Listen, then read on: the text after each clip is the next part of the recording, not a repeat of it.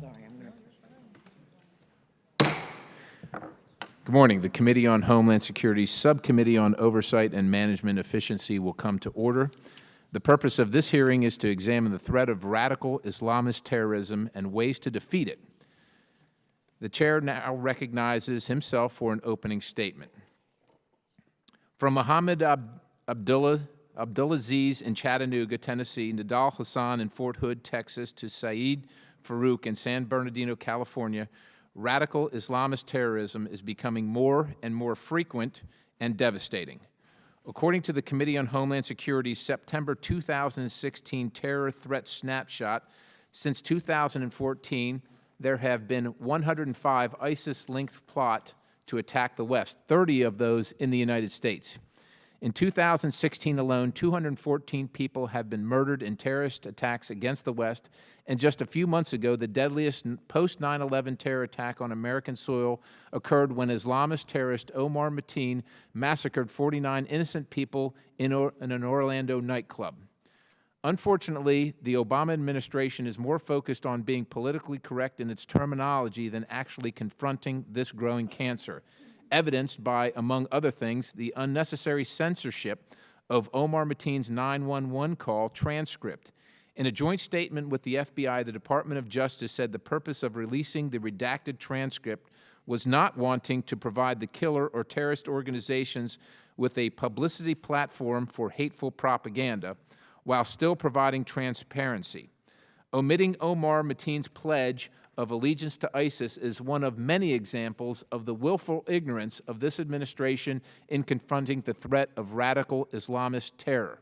If anyone sincerely questions the assertion, you have to look no further than 4 days ago when, in response to the Islamist extremist attacks in New York, New Jersey, and Minnesota, White House spokesperson Josh Earnest said, "When it comes to ISIL," and this is in quotes, "we are in a fight, a narrative fight with a narrative with them, a narrative battle," unquote. That's great. We fight with feckless terms, and they slaughter our citizens. While the administration says it refrains from using certain terms so as not to condemn an entire religion, former Speaker of the House Newt Gingrich has said, it is extraordinary that the political correctness of Western elites has discouraged the study of what inspires those who dream of slaughtering us. We must understand the deep roots of Islamist beliefs if we're going to combat them. It is long past time to stop hiding behind the facade of political correctness.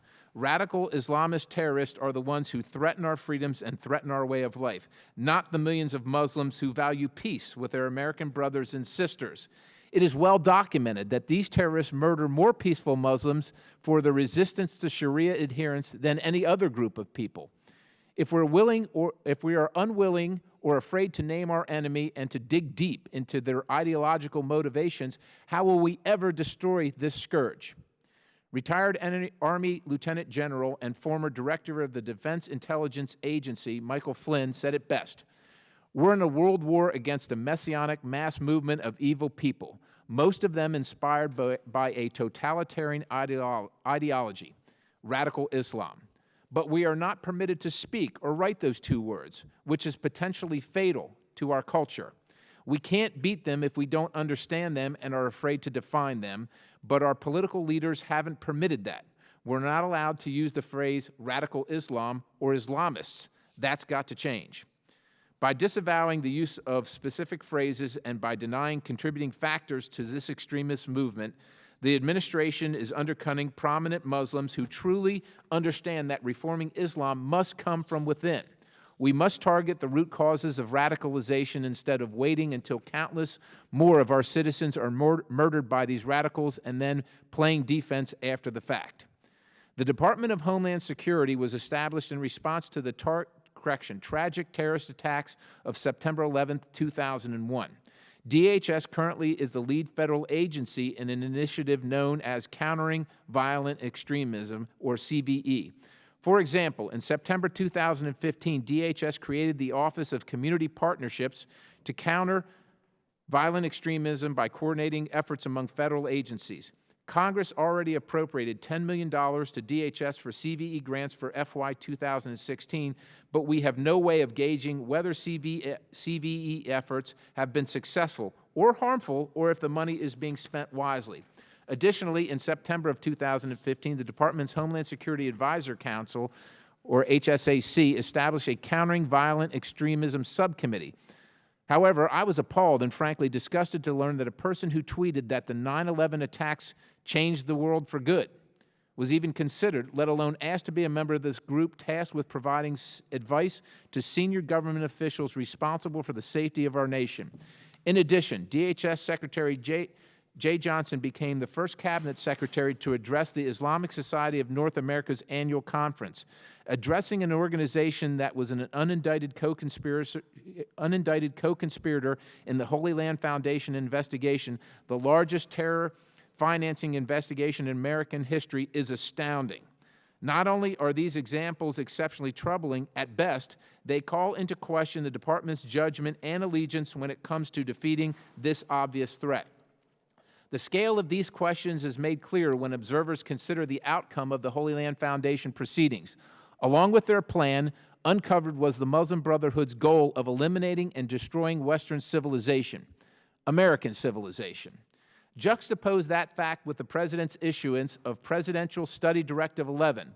While the document remains classified, open-source reporting by the Washington Post, Gulf News, and Middle East Briefing found that in 2010, the Obama administration abandoned the long-standing policy of dealing with current regimes to ensure Middle East/North Africa stability, and instead implemented by the State Department, transitioned recklessly into a policy of promoting and steering political change in targeted countries, including Egypt, Libya, Yemen, and Syria, by partnering directly with the Muslim Brotherhood. And I'm sure I don't need to remind anyone here of the breathtaking, costly, and unprecedented failures of these irresponsible actions. The purpose of this hearing is to gain an outside perspective on the real threat that faces our nation. Does our government truly understand the extent of radical Islamist terror and what needs to be done to combat it? I hope this hearing will provide much needed insight into the next actions we should take to fulfill our constitutional duty in protecting this country and its ideals. It's time for us to identify the enemy and destroy it. And with that, I would like to request unanimous consent to enter into the record the open source documents regarding the Presidential Study Directive 11 into the congressional record. Without objection, so ordered. The chair now recognizes the ranking member of the subcommittee, the gentlelady from New Jersey, Ms. Watson-Coleman, for her statement. Hi, thank you, Mr. Chairman. Before I enter into my statement, I want to ask unanimous consent that Congressman Ellison participate in today's hearing and question the witnesses. Without objection.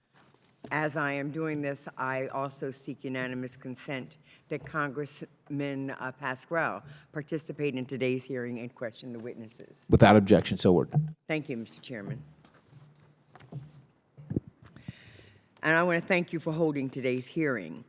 I thank the witnesses for your testimony that we will hear today. I also would like to thank Linden, New Jersey authorities that apprehended the suspected New York and New Jersey bomber on Monday. My thoughts and my prayers are with the officers Padilla and Hammer, and I wish them a speedy and complete recovery.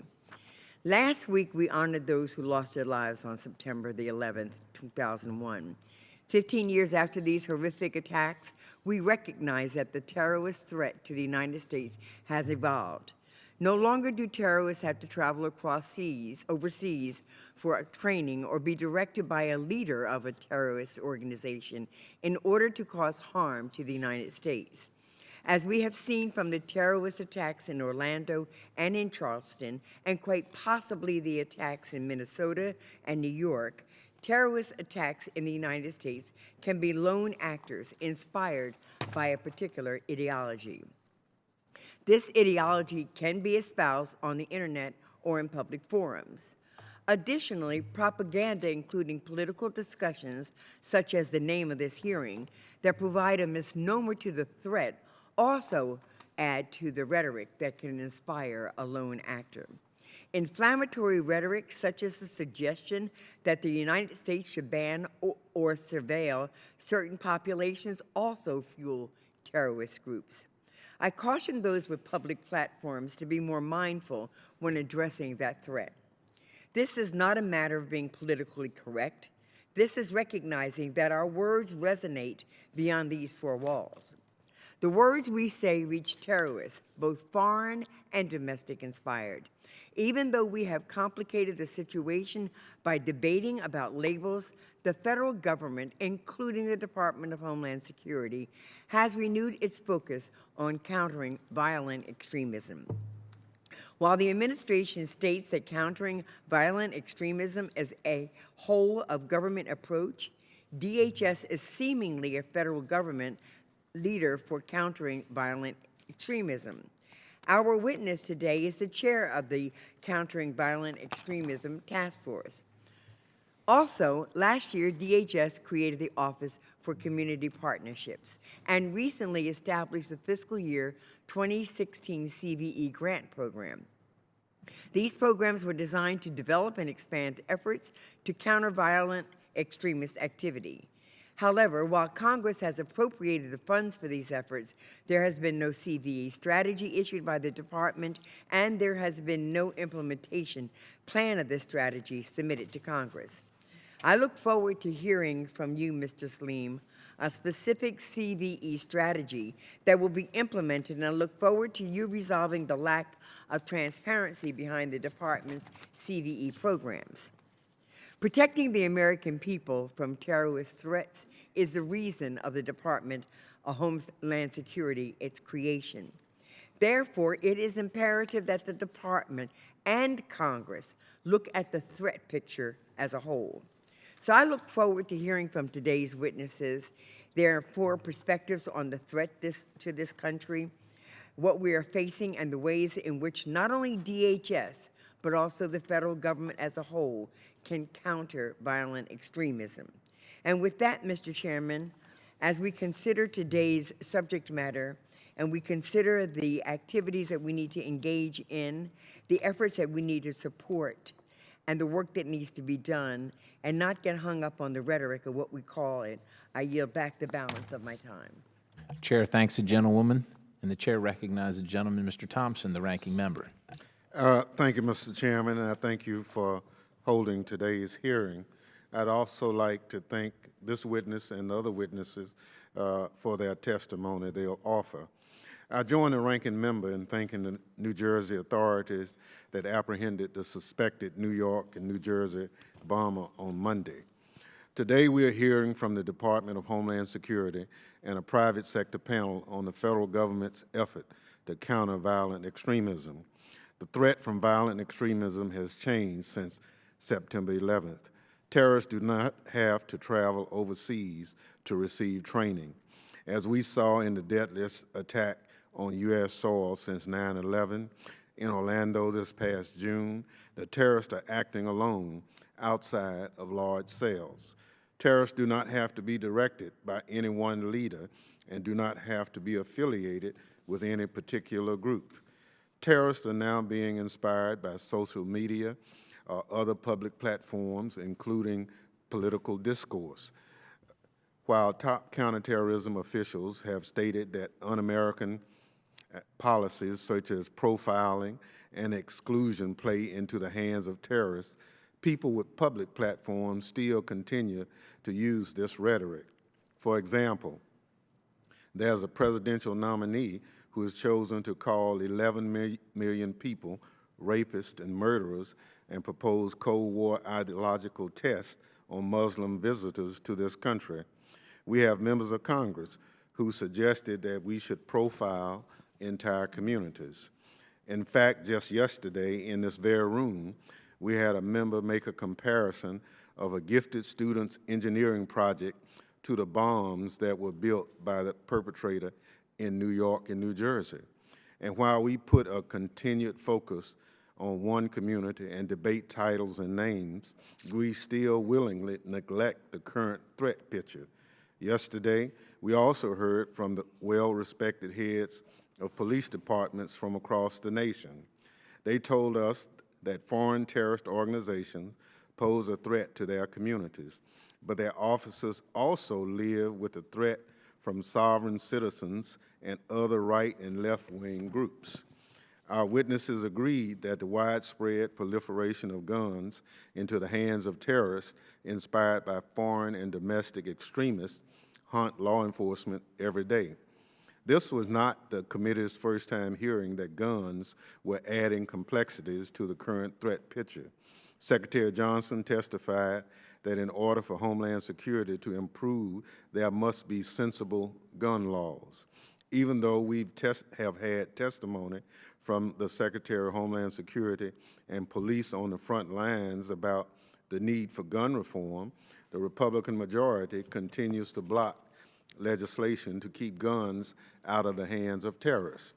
Knowing that the threat landscape has changed, the Department of Homeland Security renewed its focus countering violent extremism. In September 2015, DHS established the Office of Community Partnerships to further the department's CVE efforts. DHS also chairs the administration's CVE task force, which places the agency at the front of the administration's CVE efforts. While the department has renewed its focus on countering violent extremism and is a part of this task force, DHS, which stated that there was a department-wide CVE strategy in formation, still has not sent this strategy or implementation plan to Congress. Hopefully today, Mr. Shaleen can give this subcommittee a date that the DHS CVE strategy and implementation plan will be submitted to Congress. Furthermore, even though the department has this new office that is supposed to counter violent extremism of all types, its testimony contains short-sighted examples. Foreign terrorist organizations are mentioned approximately 20 times throughout the department's testimony. The department does not articulate any in which it engages to counter violent extremism from domestic movements. I can say that I'm not shocked. However, as an agency whose mission is to secure the nation from the threats we face, I will say that having such a myopic approach to countering violent extremism is a disservice to the American people. Today, I anticipate a robust discussion and hope that both our members and witnesses will respectively engage in a constructive dialogue that will inform our countering violent extremism policies and efforts going forward. With that, I yield back. The Chair thanks the Ranking Member. Other members of the subcommittee are reminded that opening statements may be submitted for the record, and we are pleased to have two panels of distinguished witnesses before us today. The witnesses' entire written statements will appear in the record. The Chair will introduce the first panel and then recognize you for your testimony. Our first panel, Mr. George Salim, is the Director of the Office of Community Partnerships at the Department of Homeland Security. Mr. Salim also leads the Interagency Countering Violent Extremism, or CVE, task force intended to integrate and synchronize federal efforts on this issue. Previously, he served for 4 years as the White House's Director of Community Partnerships on the National Security Council. Prior to his work at the White House, Mr. Salim was a senior policy advisor in the Office of Civil Rights and Civil Liberties at the Department of Homeland Security. He is also a commissioned officer in the U.S. Navy Reserve, and I thank you for your service, sir. Thank you for being here today. The Chair now recognizes Mr. Salim for your opening statement. Thank you, Chairman Perry. Good morning, Ranking Member Watson-Coleman, Ranking Member Thompson, and distinguished members of the subcommittee for the opportunity to testify today. And let me also start out by acknowledging the outstanding work of the first responders, law enforcement, and intelligence professionals, both in the New York, New Jersey area and in the state of Minnesota, for their heroic work over the course of the past several days. I welcome the opportunity to appear before you to discuss priorities and key actions of the Department of Homeland Security to counter violent extremism. I have considerable personal and professional equities in protecting our homeland, as the Chairman kindly laid out. By way of background, I've spent over a decade as a civil servant at the Department of Homeland Security. I've also served at the Department of Justice and at the National Security Council staff at the White House. In addition, I'm a commissioned officer in the United States Navy Reserve and view the call to public service as one of the greatest honors our country offers all people, regardless of race, religion, or national origin. In recent years, the threat of violent extremism has evolved. The types of attacks we have seen at home and abroad are not just terrorist-directed attacks, but they're also terrorist-inspired attacks, as ISIL and other extremist groups are turning to the internet to inspire lone offenders. By their nature, attacks involving self-radicalized individuals or lone offenders are harder for intelligence and law enforcement professionals to detect, and they can occur with little or no notice. The attacks in San Bernardino, Orlando, and most recently in New York, New Jersey, and Minnesota highlight both the urgency and severity of the threat that we face today. So what are we doing about it? The evolving threat posed by homegrown violent extremism requires going beyond the traditional counterterrorism approach and focusing not just on mitigation, but also on preventing and intervening in the process of radicalization. This prevention framework that I've just mentioned is known to many as Countering Violent Extremism, or CVE. As was noted earlier, in September of 2015, Secretary Johnson announced the creation of the office that I'm honored to lead, the Office for Community Partnerships within DHS. This office is the focus of our department's efforts to counter violent extremism and works to build effective partnerships with communities across the country for this purpose. Our CVE efforts depend on working in a unified and cohesive manner across the U.S. government. That's why we've established a CVE task force, currently headquartered at DHS, to organize all our CVE efforts across the domestic spectrum. This new task force could not have been possible without the strong partnership from the Department of Justice, who have appointed my deputy director and several key staff to this interagency body. A unified effort is necessary given the threat environment we face today. Terrorist groups such as ISIL have undertaken a deliberate strategy of using social media to reach individuals susceptible to their message and recruit and radicalize them to violence. The Office for Community Partnerships and the CVE Task Force depend on a range of stakeholder partners to reach individuals before they can be radicalized. Our partners in federal, state, and local governments, along with law enforcement, civic and faith leaders, educators, social service organizations, mental health providers, and the private sector, are essential to a unified mission set. Our efforts are federally driven, but they are locally focused. Our CVE efforts aim to counter the types of ideological recruitment we've seen in recent years, focusing on potential root causes and drivers and working to provide off-ramps for individuals who may have taken steps towards embracing an ideology that advocates violence. At the same time, we remain consistent in rejecting the terrorist narrative that the West is in conflict with Islam, while denying ISIL the religious legitimacy that they desperately seek as part of their broader effort to continually recruit and radicalize American citizens to violence. Our goal is to empower credible voices within communities that are targeted by violent extremists. Research has proven that young people, millennials, victims of terrorism, and community-based organizations are the most credible voices to discourage those in danger of being radicalized to violence, and our role in the federal government should be to give those partners the tools and resources they need to raise their own voices. Some of these tools can be provided by technology companies, and we're working with the private sector to encourage efforts to counter ISIL and other extremist groups online. One of these signature efforts that I've testified to before is titled the Peer-to-Peer Challenging Extremism Competition, which I'm happy to expand on. Our efforts to develop locally driven, prevention-based CVE frameworks incorporate both online and in-person efforts. Thanks to the $10 million in CVE grant funding that Congress appropriated in the FY16 Omnibus Appropriations Act, we can continue to take this fight to the next level.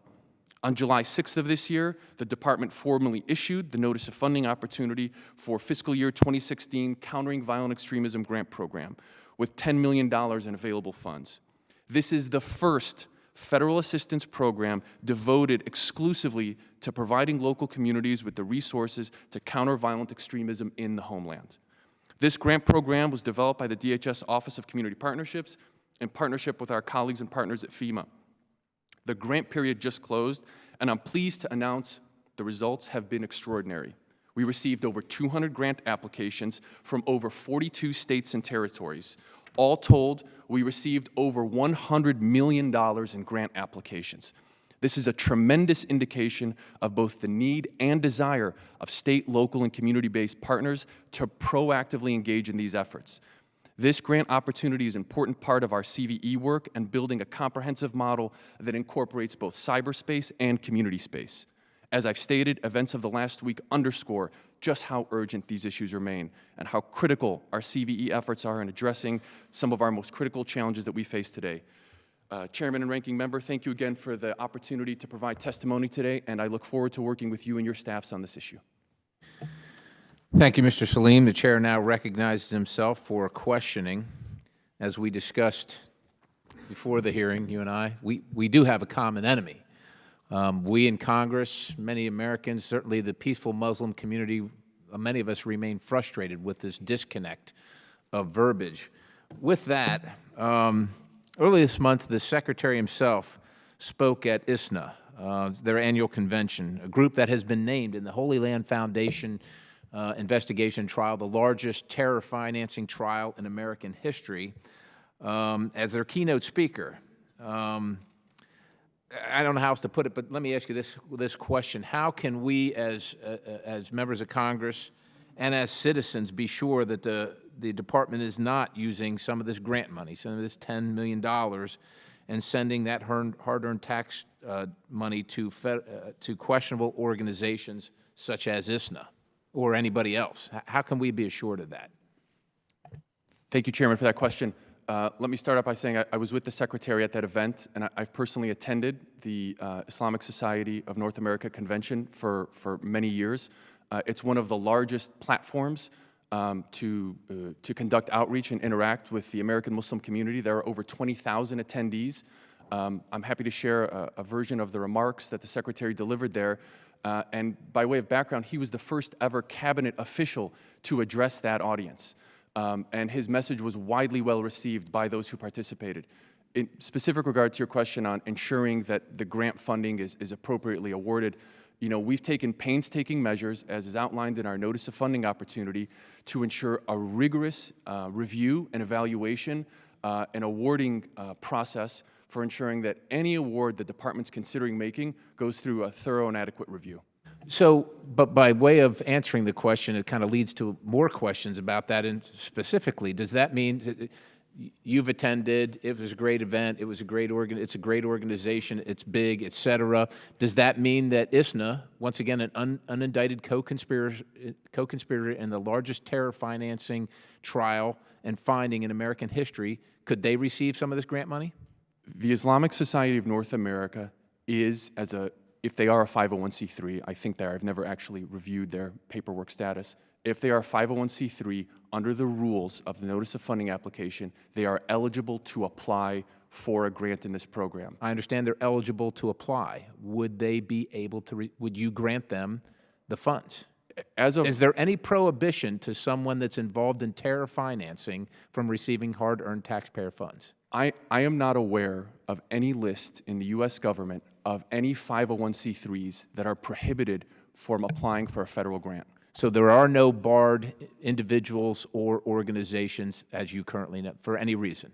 From any, not just the DHS grant program, from any federal grant program. But we're talking about national security, and we're talking about known affiliates of terrorist organizations and terror financing. And so that's what I'm trying to be particular. I understand maybe somebody else doesn't, but we're not necessarily concerned about who builds a sidewalk or beautification or what have you. That has nothing to do with national security, but this does have national security implications. So there is no known prohibition at this time to any organizations that might be involved in terror or terror financing from receiving these taxpayer dollars. What I can assure you, Mr. Chairman, is that there is a high degree of scrutiny and review for every grant applicant, whether it be a Muslim-affiliated organization or non-Muslim-affiliated organization. Each and every grant application that we receive has 4 degrees of review that it goes through. And I appreciate that, but the fact remains there is no prohibition, right? Is that what I'm not aware of any. You're not aware of any, at least. Okay, great. So what are your metrics to gauge effectiveness? I went through your testimony, the long form, the long, so to speak, portion of it. And I have a hard time putting together how we start and how we finish. It seems like, I hate to say it, but a lot of mumbo-jumbo to me. So what are the metrics? How do you determine whether you're successful? What are we getting as taxpayers for our $10 million, and how do you determine whether it's working or not? Thank you for that question. So part of the metrics are evaluated on a application by application, on a program by program basis. Each and every application has a different set of metrics. On page 26 of the Notice of Funding Opportunity we lay out 10 clear criteria that each and every program must apply and must meet to even be considered for a potential award. That includes a range of different factors, which I'm happy to go over in much more detail later, that has measures of effectiveness, performance Mr. Salim, can measures. you give us a couple examples? My time's expiring. I just want to get an idea of what are some of those examples of the metric. Sure. So in the categories of potential applications that we have for training, countering extremist narratives, and a range of other issues, a successful application would be implementing a campaign to counter extremist narratives online, developing and implementing a training or education program for state and local law enforcement. But you understand that's the efforts. input. So yeah, they do that. Let's say they put a great campaign together for online advertising or whatever, but how do you gauge? What is the deliverable? How do you gauge whether it was successful, whether it lowered the incidence of radicalization or whatever the goal is? How do you gauge that? So specifically for online campaigns, there are three kind of core metrics for any kind of online campaign. There's the reach, there's the kind of effect, and there's the measurement of, did we make a particular set of individuals who clicked on a particular program and engaged in it in a certain way. We got them to take some type of measure to implement a training curriculum at their school, at their house of worship, at their community-based organization or others. Okay.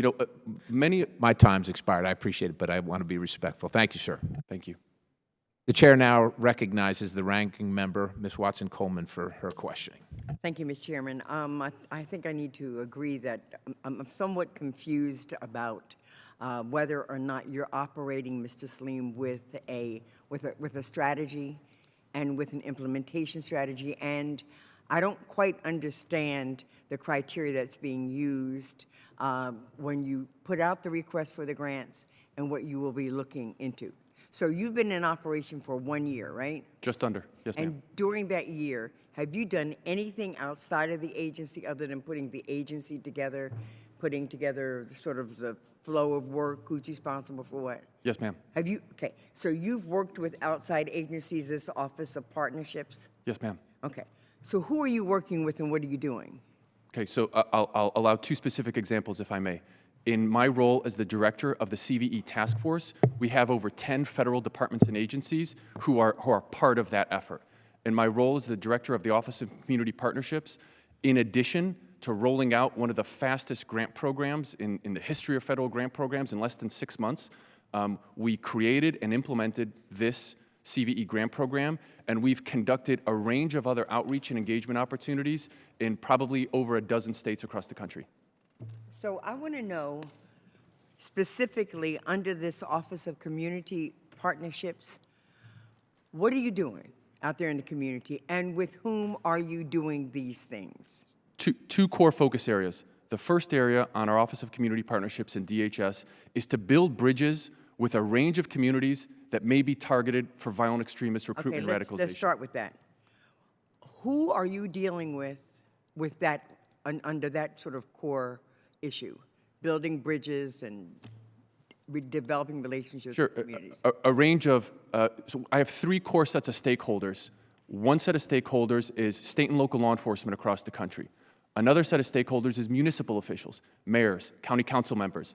And the third set of stakeholders are NGO, advocacy organization leaders, not-for-profits, and so on. Community organizations that you're engaged with.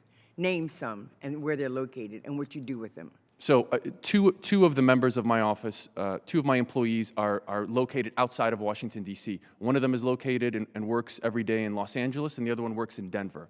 So my staff who work in Los Angeles, for example, on any given day engage with the mayor's office, engage with Los Angeles Police Department, the Los Angeles Sheriff's Department, and a range of other advocacy organizations.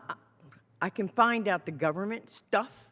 Okay. I want to know about the non-government stuff, the lifting up of communities, the developing relationships with communities, helping communities to understand the threats that exist there. What are these communities? Are they all Muslim communities? Are you doing the same thing for non-Muslim communities?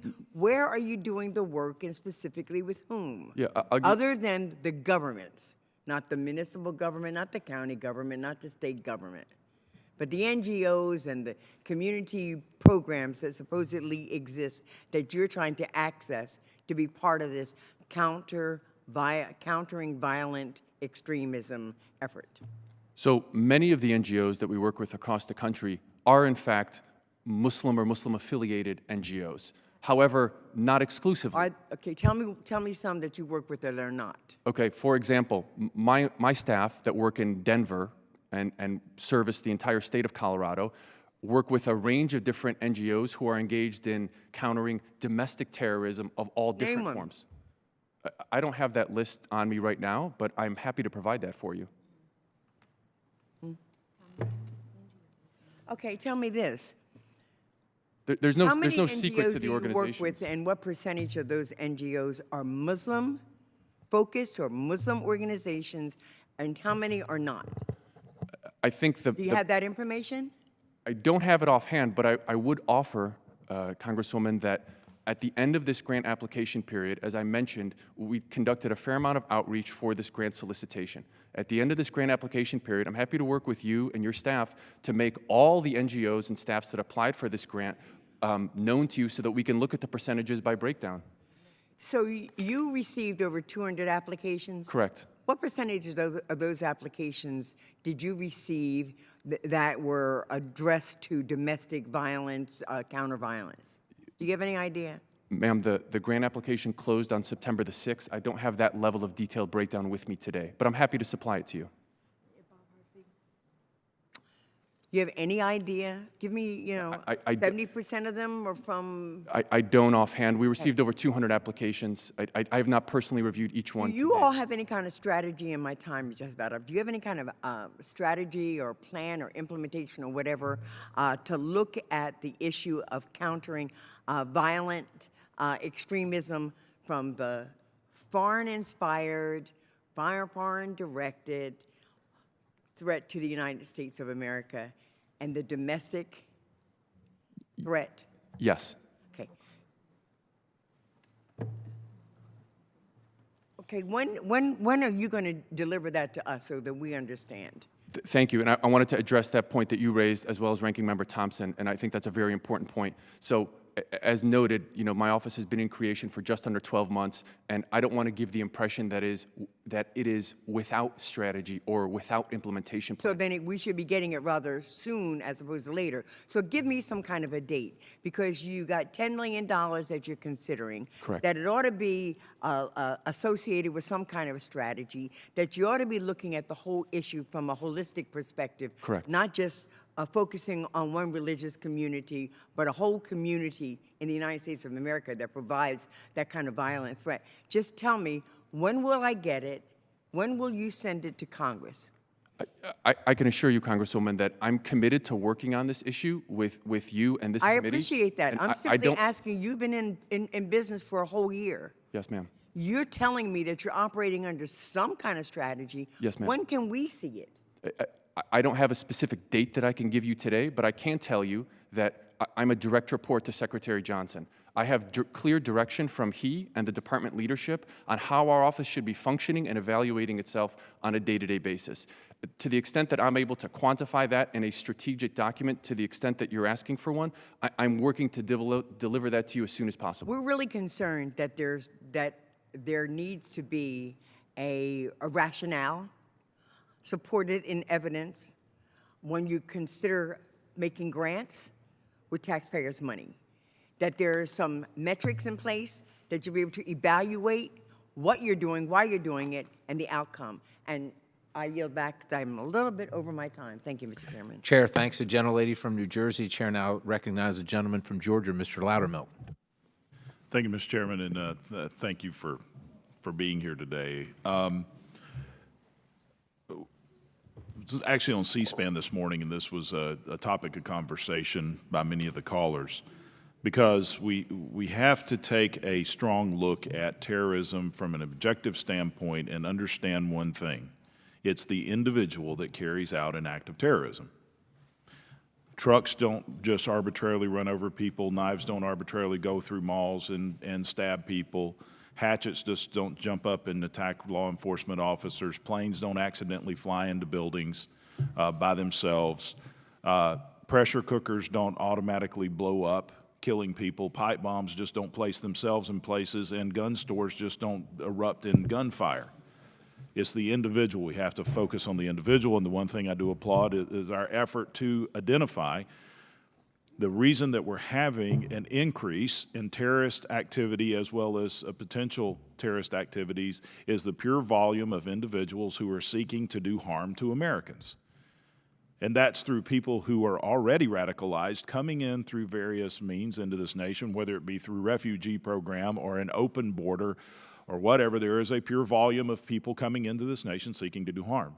The other aspect of that, which I think is more difficult to grab hold of, are American citizens being radicalized who do have some constitutional protections which make it harder on our law enforcement, and I applaud you in trying to do that. My questions really evolve around how do we counter the radicalization process? What is the purpose of how do you actually do your job?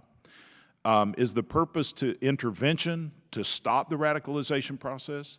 Is it to identify those who are being radicalized, to put them on a watch list? How is it, what is the function of the office? How are you going to carry this out? Thank you for that question, Congressman. 3 core areas I want to focus on to answer your question. When I reference in my oral statement attempting to prevent and intervene in the process of radicalization, that falls into one of 3 buckets of action. First is that we're going to raise awareness on the nature and scope of radicalization and recruitment in the homeland so that state and local government, community, faith leaders, municipal leaders, and so on can recognize what those signs look like. It's not always inherent. The second bucket for DHS is to supply tools and resources to state, local, and community-based partners, whether it's a grant program, a community awareness briefing, a training exercise, a tabletop, so we can actually walk through what to look like and when to raise something to authorities and so on. And then the third category, which is the title of my office, the Office for Community Partnerships, is to build and sustain the long-term partnerships between municipal officials, federal law enforcement, community-based leaders, and so on, so that that type of dialogue and interaction between a range of different sectors can be comprehensively applied. So when you identify someone who is potentially being radicalized, and I really believe this is a local issue, it's no longer a federal issue. The federal government is not very good at working in the local area. We got to remove barriers to let the local law enforcement, local officials be engaged in this.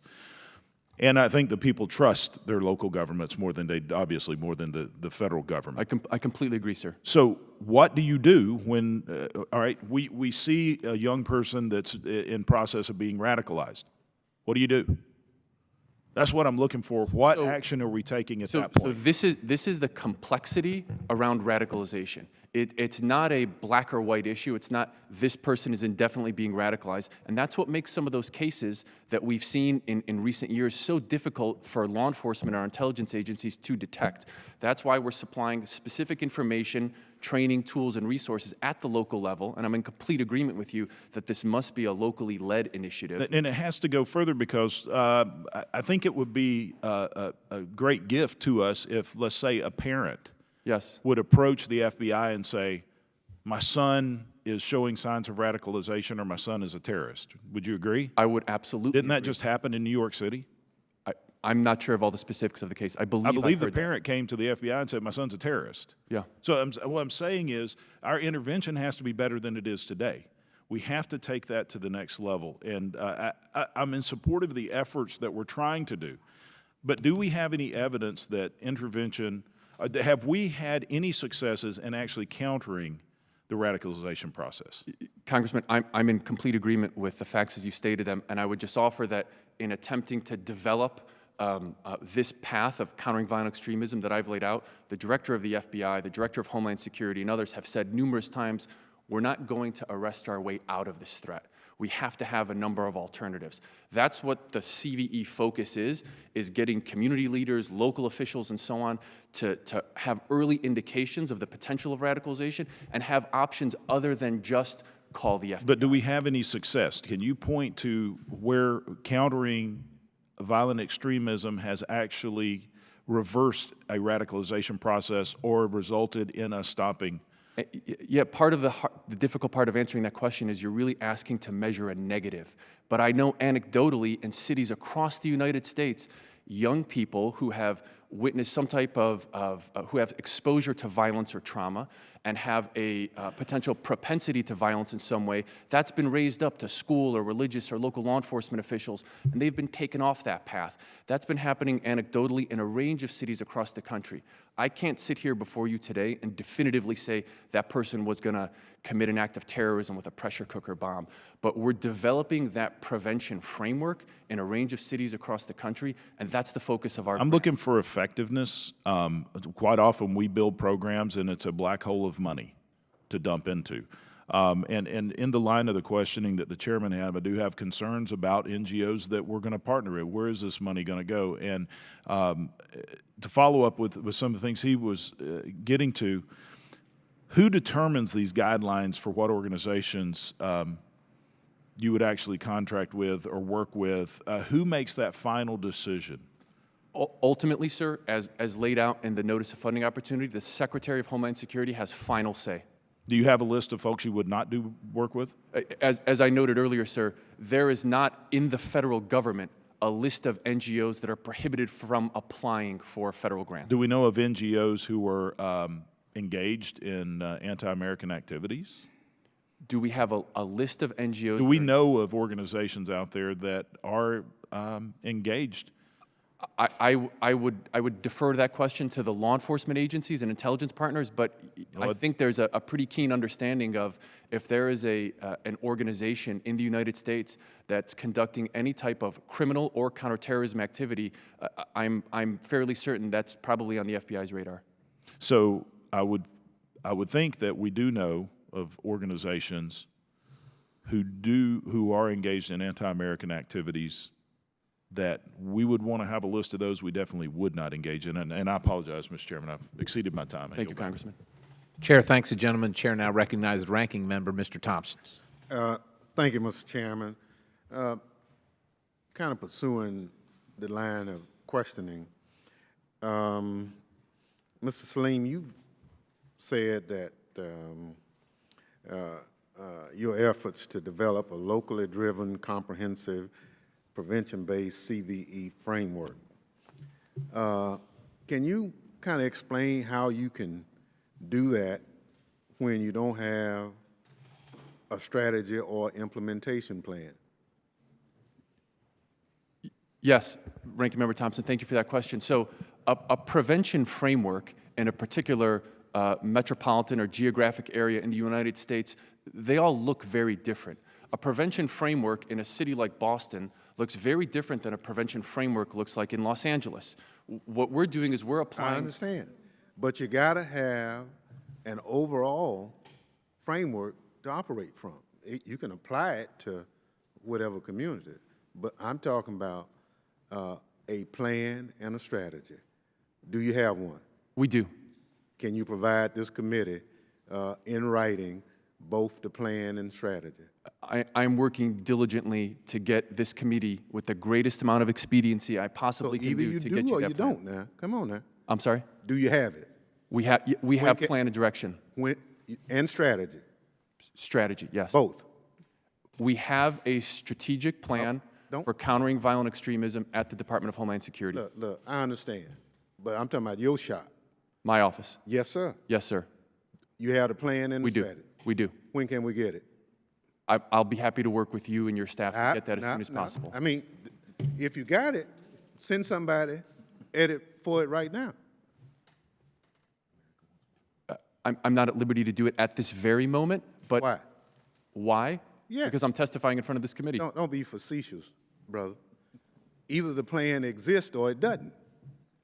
If it exists, then one of your aides you have out here, tell them, go get the plan for the committee. Or can we get it this afternoon, in the morning, or whenever? Sir, by no means am I trying to get around providing this to the committee. What I'm working to do, and what I've been working to do for the past several weeks, is ensure that the strategic plan that we provide this committee, including your staff, is at up to the highest level of standards. Developing a plan that will— Wait. I understand inside the Beltway talk. So just make it as plain and simple. When can we get the plan? Whether it's 50% complete. You told us it's ready. All I'm trying to do is, Nearly ready. oh, it's nearly ready now. Yes, sir. Ranking Member Thompson. I understand. Well, I'm disappointed because, but we'll go on. You talked about the balance that your shop is trying to do.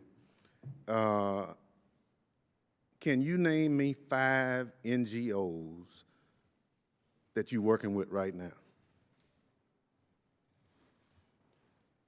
5 NGOs that are conducting efforts to counter violent extremism in the United States? That your office is working with? Sure. One organization, Life After Hate. All right? 2 organizations, Project Ceasefire in Chicago. All right? Number 3, Muflihun, which is a Muslim-based organization here in Northern Virginia. Number 4, WORD organization, World Resource and Development Organization based in Montgomery County, Maryland. And number 5, there is an NGO, which name eludes me at the moment, in Los Angeles. All right. Now, you've named 4. I want you to provide this committee with whatever that engagement has been up to this point in writing. Absolutely. Okay. Thirdly, are you aware that domestic terrorist threat in this country, as documented by a number of sources, comes more from the right-wing elements in this country rather than the left or the Muslim threat or anything like that? I have seen some of that data, but I am not a gun or violence expert in that regard. I ain't say gun or violence. I'm saying the threat. The threat. I am wholly aware of the range of ideologies that motivate violence in the United States. So, based on your professional position, Yes, sir. where do you see the most violent threat existing in this country today? As the Secretary of Homeland Security has testified at this table, the preeminent threat to our Homeland Security today is ISIL's ability to recruit and radicalize.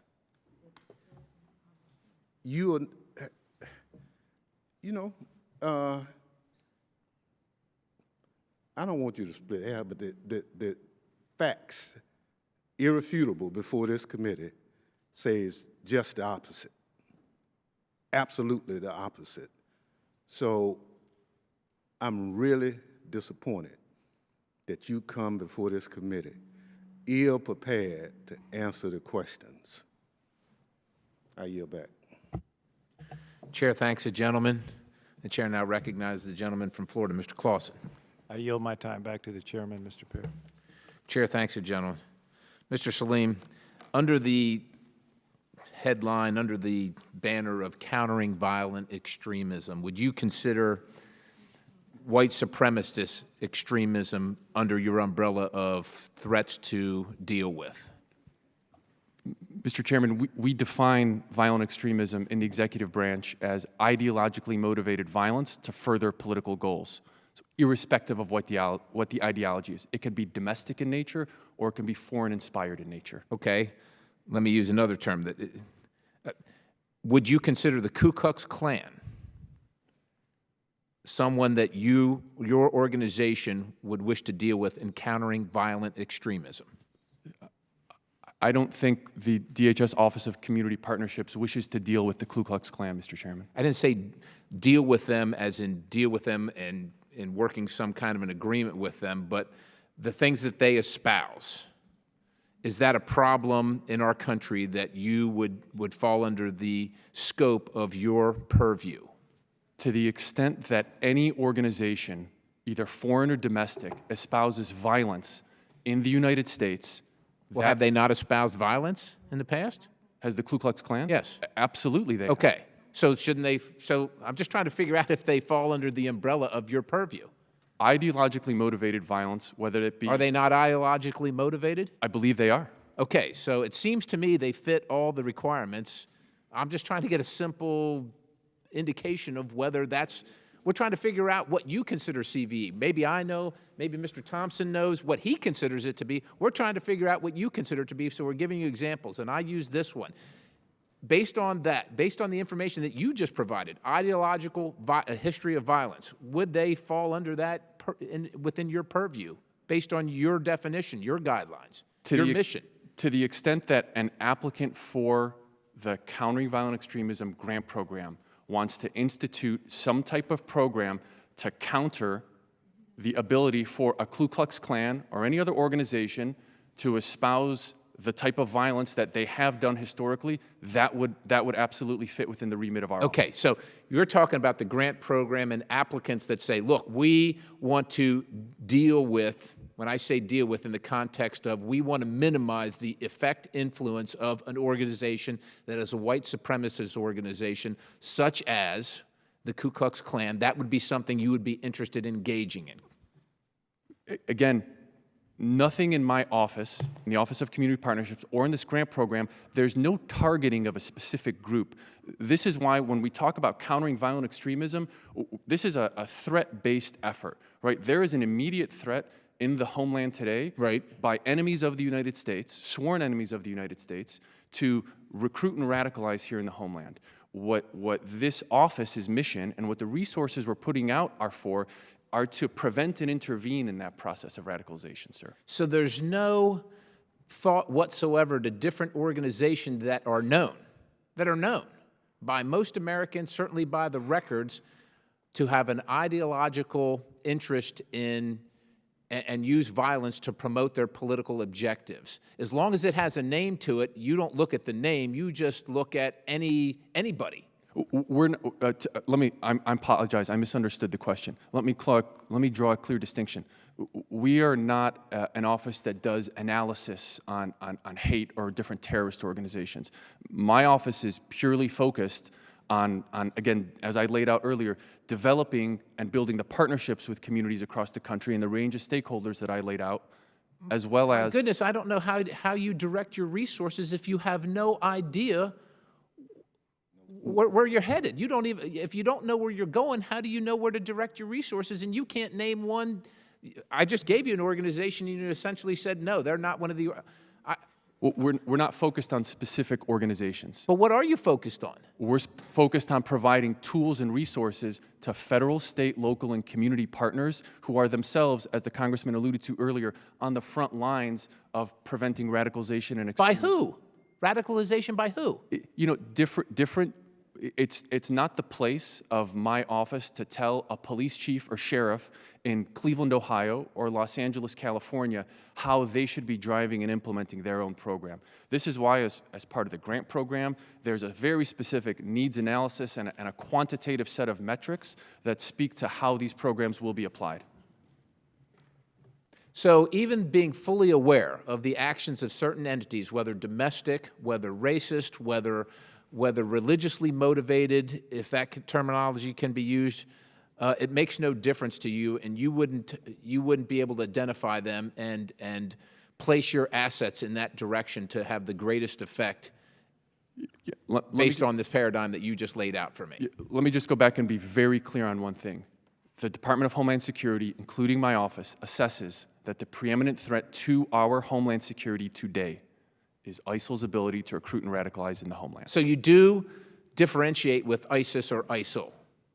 Not this other one that I mentioned, but ISIL, you do make that distinction. We differentiate in the sense of the threat of terrorism in the United States. All right. I think I'm going to come back to you, Mr. Salim. I've got some further questions based on the information I just gleaned from you, but my time's expired, and I want to respect the other members' time and attendance here. So I will now yield, and the gentleman, the gentlelady, she has left. The gentleman from Minnesota, Mr. Ellison, is now recognized. Yeah, Mr. Chair and Ranking Member, allow me to thank you for being here today. I'm grateful for the opportunity, and I want to just confer how much respect I have for this very important committee. Let me say this. If I were to say the words radical Islamist terrorists, it wouldn't stop. It wouldn't make ISIS vanish. Use of the words is not the thing. Here's the thing. Organizations like Daesh and ISIS are homicidal maniacs trying to kill us. We know that. They don't care what religion we are, they'll harm us all. But they're not stupid. They're trying to gain legitimacy in the eyes of people they're trying to recruit. Now, maybe in a country like our own, where I was born and raised, and I'm 14 generations in the United States, which is a majority Christian country. My mother, all my family members are Christian. I love them deeply, and all my whole community. To say that Islam is got tremendous legitimacy, we might not recognize that because of the environment we're in, but in the nations where it does predominate, which is 1.5 billion people in this world, putting the word Islamic in your title does confer legitimacy. Just as if I were to call a group were to call themselves the Christian so-and-so-and-sos, people in America and other Christian majority countries would think, well, they're probably good guys because we associate that with that word. Now, if the Ku Klux Klan were to burn crosses and claim to be associated with Christianity, we would know what they were doing is trying to exploit the majority of the population's attachment to that term in order to gain support, when what they really want to do is murder, kill, and terrorize black people. This is exactly what Daesh is doing, which is why we don't call them Islamic terrorists, Muslim terrorists. They hope we call them that. They want us to call them that. Whenever we call them that, there is some unsuspecting person out there who might be tricked into believing that they actually stand for Islam. That doesn't help America.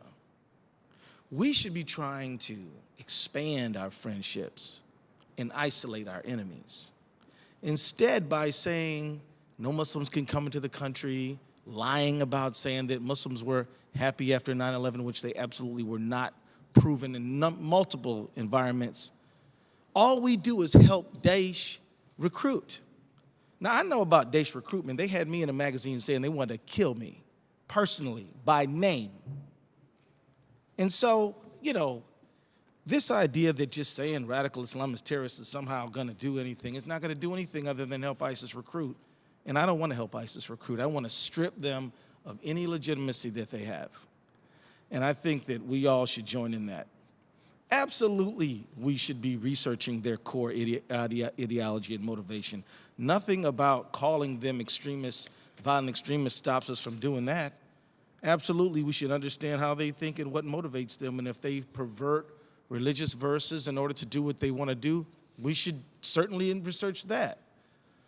But I'm not going to say that Timothy McVeigh is a freedom fighter. He's not.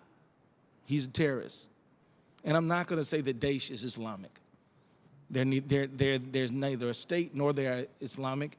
They're criminal, and they need to be treated like that. Let me move on to say that it was said that it was the question. I think there was some questioning that said that we should perhaps prohibit the Islamic Society of North America from being able to apply for a grant or getting a grant. I've been to Islamic Society of North America organizations. I think that they are an excellent group. I don't see any problem with them. I'm glad that our government is reaching out to them. And I can tell you that if ISIS is recruiting and the American government is recruiting, we better be talking to people who we can get on our side as opposed to shunning them. It would be a bad idea to do that. It would not help us protect our country. And let me say, if we were to prohibit ISNA, I think we would be engaging in unconstitutional behavior, because there's something called a bill of attainder. And bill of attainder says you cannot pass a law criminalizing somebody. People get trials in America. Which brings me to a point about this unindicted co-conspirator. As a person who must have tried 50 cases to a jury, I used to be a public defender. I may not know law, but I know criminal. I know how to try a case in court. Unindicted co-conspirator means unindicted. If they were indicted, then now you're talking. But even then, that's just a very low threshold of probable cause. But unindicted means nothing. It means absolutely nothing. And if any one of us were unindicted co-conspirators, you know what that would mean? That we're innocent. So to use that term to try to eliminate people is it's just bad. It's just a misunderstanding of what the law is. So finally, I just want to say thank you to you, Mr. Salim, for coming to my community, talking to my community about how we forge better ties and trust and communication so people know and understand that the American government's not against them. We want to be engaged. We want to talk. And they criticized you a little bit, and you took it all, and you listened, and then you said your job is to work with the community, to protect the community. So I want to thank you for keeping your ears open and your mind open. In Minneapolis, I think you did a good job. Thank you. Can I make just one point to that remark, Mr. Chairman? Congressman Ellison, I want to thank you for allowing me the opportunity to come to your district and work with you and your team on that. And I want to make one point clear to the entire committee that on the programs and measures that my office implements on a day-to-day basis, there is not uniform agreement in communities, Muslim communities or non-Muslim communities, on the best way to do this. I think what Congressman Ellison is referring to, or inferring actually, is that there were some pushback on the programs that my office has espoused and implemented. However, the degree to which myself as the director and my team sits and engages with community stakeholders in a constructive dialogue, and we can shape and tailor our programs for maximum effectiveness. That's the ultimate message that I want to convey today to the committee, is that we are at the table, and we look to be at the table in communities across the country to shape and tailor these initiatives. I get calls and emails all the time from communities saying ISIL, Daesh, or some other terrorist organization does not represent our religion, our community, or our faith. What can we do? And so the CVE programs that we're implementing are voluntary in nature. We're servicing community and local stakeholders who want to implement these initiatives. And that's a very important part. This is not a prescription. We're not requiring any group to do that. Some people in the Twin Cities, in the Minneapolis area, want to have a seat at the table for this. Others do not. And that's fine. Our job as the federal government, as DHS, is to work with those who want to be at the table and also address concerns of those that don't want to be involved in these initiatives and have concerns about the programs. Thank you for that. Chair thanks the gentleman. The chair recognizes the gentleman, Mr. Pasquale from New Jersey. Thank you, Mr. Chairman. Thanks for having the hearing. I think it's very worthwhile. I want to say hello to the ranking member and the ranking member on this committee, subcommittee. Mr. Salim, I know your record. You came from the last administration, and I thank you for your service to your country. But when you're a little advice, you don't need it from me, but let me give it anyway. When you're answering questions from this committee, I would advise you, when we're talking about the causes of radicalization, when we're talking about that, you use the word metrics many, many times. When you're using the word metrics, you're not being straight with the committee, and I'm sure you're not doing it intentionally. Metrics is a good word we like to use to throw people into a dizzy. Just be straight about your answers, whether you have the information or you don't have the information. So the recent events in Jersey and New York underscore how the threat of violent extremism has involved Charleston, Dallas, Oak Creek. We have seen an uptick, Mr. Chairman, in instances of homegrown violent extremism. So it is critical we ensure the government is working to prevent the spread of violent extremist ideology by using the limited resources wisely. As you briefly noted in your testimony, and despite common misperceptions from what you often hear in the media, extremists and threats come from a wide range of groups and individuals. I have known and talked about the threat of domestic terrorism, usually in the form of anti-government extremism in this country. My oath of office, the priority, I am pledged to stop foreign and domestic intrusion. It's the first part of my oath of office, as well as the President of the United States. What threat has been posed here? Ever since I was the original member of the House Homeland Security Committee, when it was created.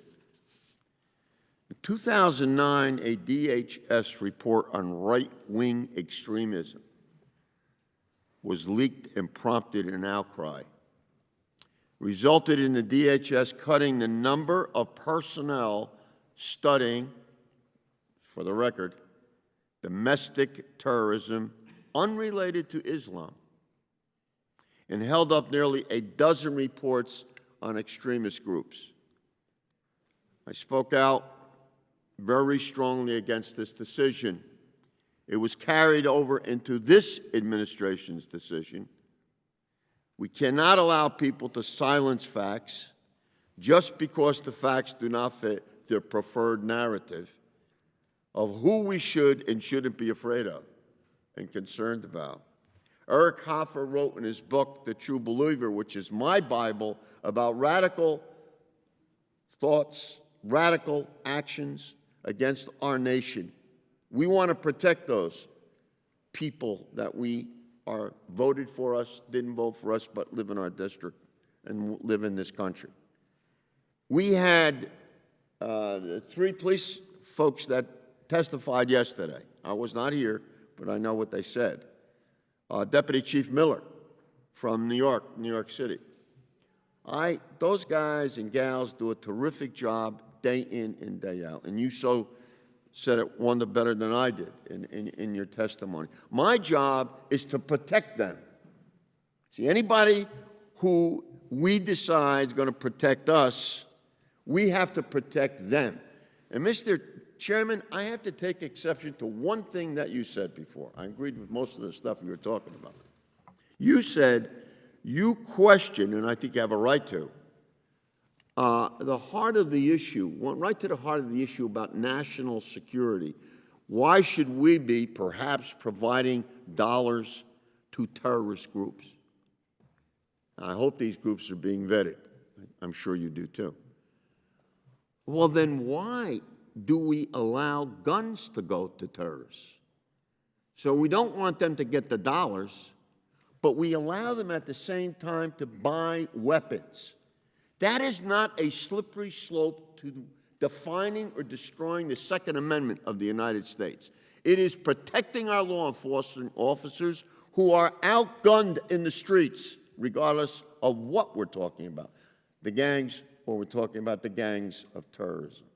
I beg you to think about this in that terms. I agree with you. We don't want to give money to those folks who we got to really question and wonder where they're going to spend the money. We do that many times in our foreign aid, don't we? I ask you just to take an objective look at that thing. And if I may, I'm going over, can I ask the witness one question? Thank you. Mr. Salim, in March of this year, I sent a letter to Secretary Johnson and Attorney General Lynch. The CVE task force announced, and since you are here today, I'd like to discuss its goals. Here's my question. According to the New America Foundation, there have been more incidents of right-wing extremist attacks in the United States than violent jihadist attacks since 9/11. I'm not minimizing jihadist attacks. In that light, can you describe how your office plans to counter violent extremism with respect to domestic right-wing extremism? And if you want me to define it over the last 15 years, I'll go chapter and verse. But you know what I'm talking about. How do you define it, and what is your office doing about it? Thank you. Thank you, Mr. Chairman, for your indulgence. So, Congressman, thank you for that question. And on the oath of office that I took in this job, to the point you made on the oath that you took in your job, And as the oath I took when I was sworn into the United States Navy, I similarly took a pledge to defend and protect the Constitution and the United States against all threats, foreign and domestic. And I want to assure you that I take that oath very seriously, and that's, I hope, reflected in the job that I'm doing on a day-to-day basis. With specific regard to your question and what we're doing, the role of the CVE task force is one to coordinate all the different CVE efforts across departments and agencies. It's not an operational body per se. The task force is not deploying into a particular city and doing things like that. It's a Washington-based body to coordinate all the disparate resources that are currently existing in different departments and agencies. The tools and resources that we supply to our state, local, and community-based partners related to CVE are ones that can hopefully prevent and intervene in the process of radicalization, whether it's a domestic extremist radicalization or an international terrorist organization that's attempting to recruit and radicalize. The research and the data has shown us, and I'm happy to follow up with you on this in great detail, is that the similarities of paths of radicalization of someone who will commit an act of terrorism in the homeland is very similar, whether they're a Timothy McVeigh or whether they're a young person in this country that's being recruited and radicalized by a group like ISIL. What we're attempting to do is supply tools and resources at the state and local level for local officials, community partners, and municipal leaders to prevent and intervene and recognize those signs, irrespective of where it's motivated on. So there's not a special focus on DT and a different focus on international related terrorism. The tools and opportunities to prevent and intervene in that process can equally be applied on both. Are you supplying the information to the subcommittee? I'm attempting to. Well, I think that's critical, Mr. Chairman, so we know where we're going, and I thank you. Chair thanks the gentleman. The chair asks unanimous consent that the gentleman from North Carolina, Mr. Meadows, be allowed to sit on the dais, participate in today's hearing, and without objection, so ordered. Chair recognizes Mr. Meadows. Thank you, Mr. Chairman, and thank the committee for your fine work. Obviously, we've been doing some parallel work in a committee that I sit on. So let me follow up on this last question because it's intriguing with my colleague opposite here in terms of his definition, quoting some group. And we just had a hearing just the other day, which it said that most of the threats that we're actually facing here, not to underscore some of the horrific things that have happened in South Carolina and other areas, but we've been trained over the years, our law enforcement has been trained to be able to address those kinds of threats that the gentleman would say are right-wing extremists, and yet the numbers don't seem to back that up. I mean, it wasn't right-wing extremists that stabbed someone in Minnesota this week. It wasn't right-wing extremists that exploded bombs in New Jersey and New York. And so when we look at that, in fact, the number one stat that I saw was actually the Taliban was higher than ISIS, even though ISIS kind of dominates this. So what stats do you have, since you've been working on this, that would suggest that the number one threat are right-wing extremists and not the radicalization of others? Congressman, I want to clarify a point. I hope in no way, shape, or form did I give the impression that the threat of domestic extremism by the groups you just mentioned are more severe than that of ISIS. I've said repeatedly. Well, kind of indirectly, you said that you're here to defend the country, and I appreciate your service as a naval officer. I appreciate your willingness to defend the Constitution. But here's what we haven't done is actually many times define the enemy. And it is critical that we start to do that. So with the CVE Joint Task Force, name 4 or 5 accomplishments that have happened since January of 2016. What are the accomplishments? So just to clarify timeline, the task force was announced in January, but we didn't actually come together with interagency representatives until April of this past year. So name 3 accomplishments since April. Just to clarify the timeline. So there's been a number of accomplishments. The first is that there are a number of different entities across the Department of Homeland Security, the Department of Justice, the FBI, the National Counterterrorism Center that were reaching out to state, local, community, and municipal officials to provide different products, threat briefings, exercises, and so on. And So how sometimes many we're of those? tripping over ourselves. So how in the many of field. those have you done? As an office, I'd have to go back and get you the specific number, but the point on the accomplishment More than 100? Less than 100? in the past year, probably, but I'll give you the specific number. But you can report back to the subcommittee? Yes, absolutely. right. The point on the accomplishment is we've tied that all together in one place. And so when there's a request for some type of training or assistance in that regard, we have a specific group focused on training and engagement that's focused just on synchronizing that and ensuring we're getting the best products of delivery out to state and local officials. All right, and I guess according to the testimony, it says that the CVE grant funding is done through a competitive panel review application process. I think yes, that's sir. quotes. Correct. So what's the criteria for evaluating it? So I don't want to take up your time here on the panel. We've listed out on page 26 of the notice of funding here 10 clear objective criteria that every potential applicant has So to what's the top one out of the 10? demonstrating expertise. All right, so how do you determine, who determines that they have expertise?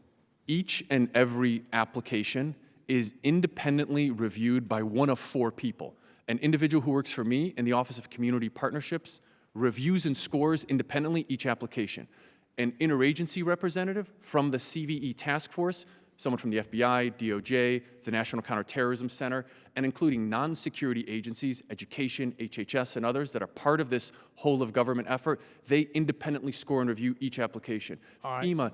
So let me interrupt because I got 36 seconds Sorry. left. And so as we look at that, as you start to evaluate those, how do you respond to some of the criticism that has been out there that potentially grants go to groups that may not be fully aligned with protecting our national security interests? Is that a valid criticism? Congressman, I can assure you that I take the awarding of federal grants, taxpayer dollars, with the utmost seriousness and doing the due diligence Have you made through mistakes? this process. Have you made any mistakes? Ever in my life? Well, on this process, no. Obviously, I'm married. I get reminded of that on a regular basis. So, I would say that this is the first time this is the first time ever, as I pointed out in my oral statement, that such a grant opportunity has existed in the U.S. government. So it's a learning process. Some of the things that we're doing in this first FY16 period, I will likely change and amend for FY17 just based on the feedback that we've received from our potential applicants. So there's always room to improve the process. so with the chairman's indulgence, I'll ask my last question and yield back. Is if you were to put 2 different groups that we have to be most concerned about radicalizing individuals here in the United States, who would those 2 groups be? ISIL is the preeminent threat in the United States to our homeland security. And who's the second? Any al-Qaeda or similarly aligned Sunni extremist group. All right. I yield back. Thank you. Chair thanks the gentleman, and the chair thanks the witness for his valuable testimony and the members for their questions. The first panel is now excused. The clerk will prepare the witness table for the second panel.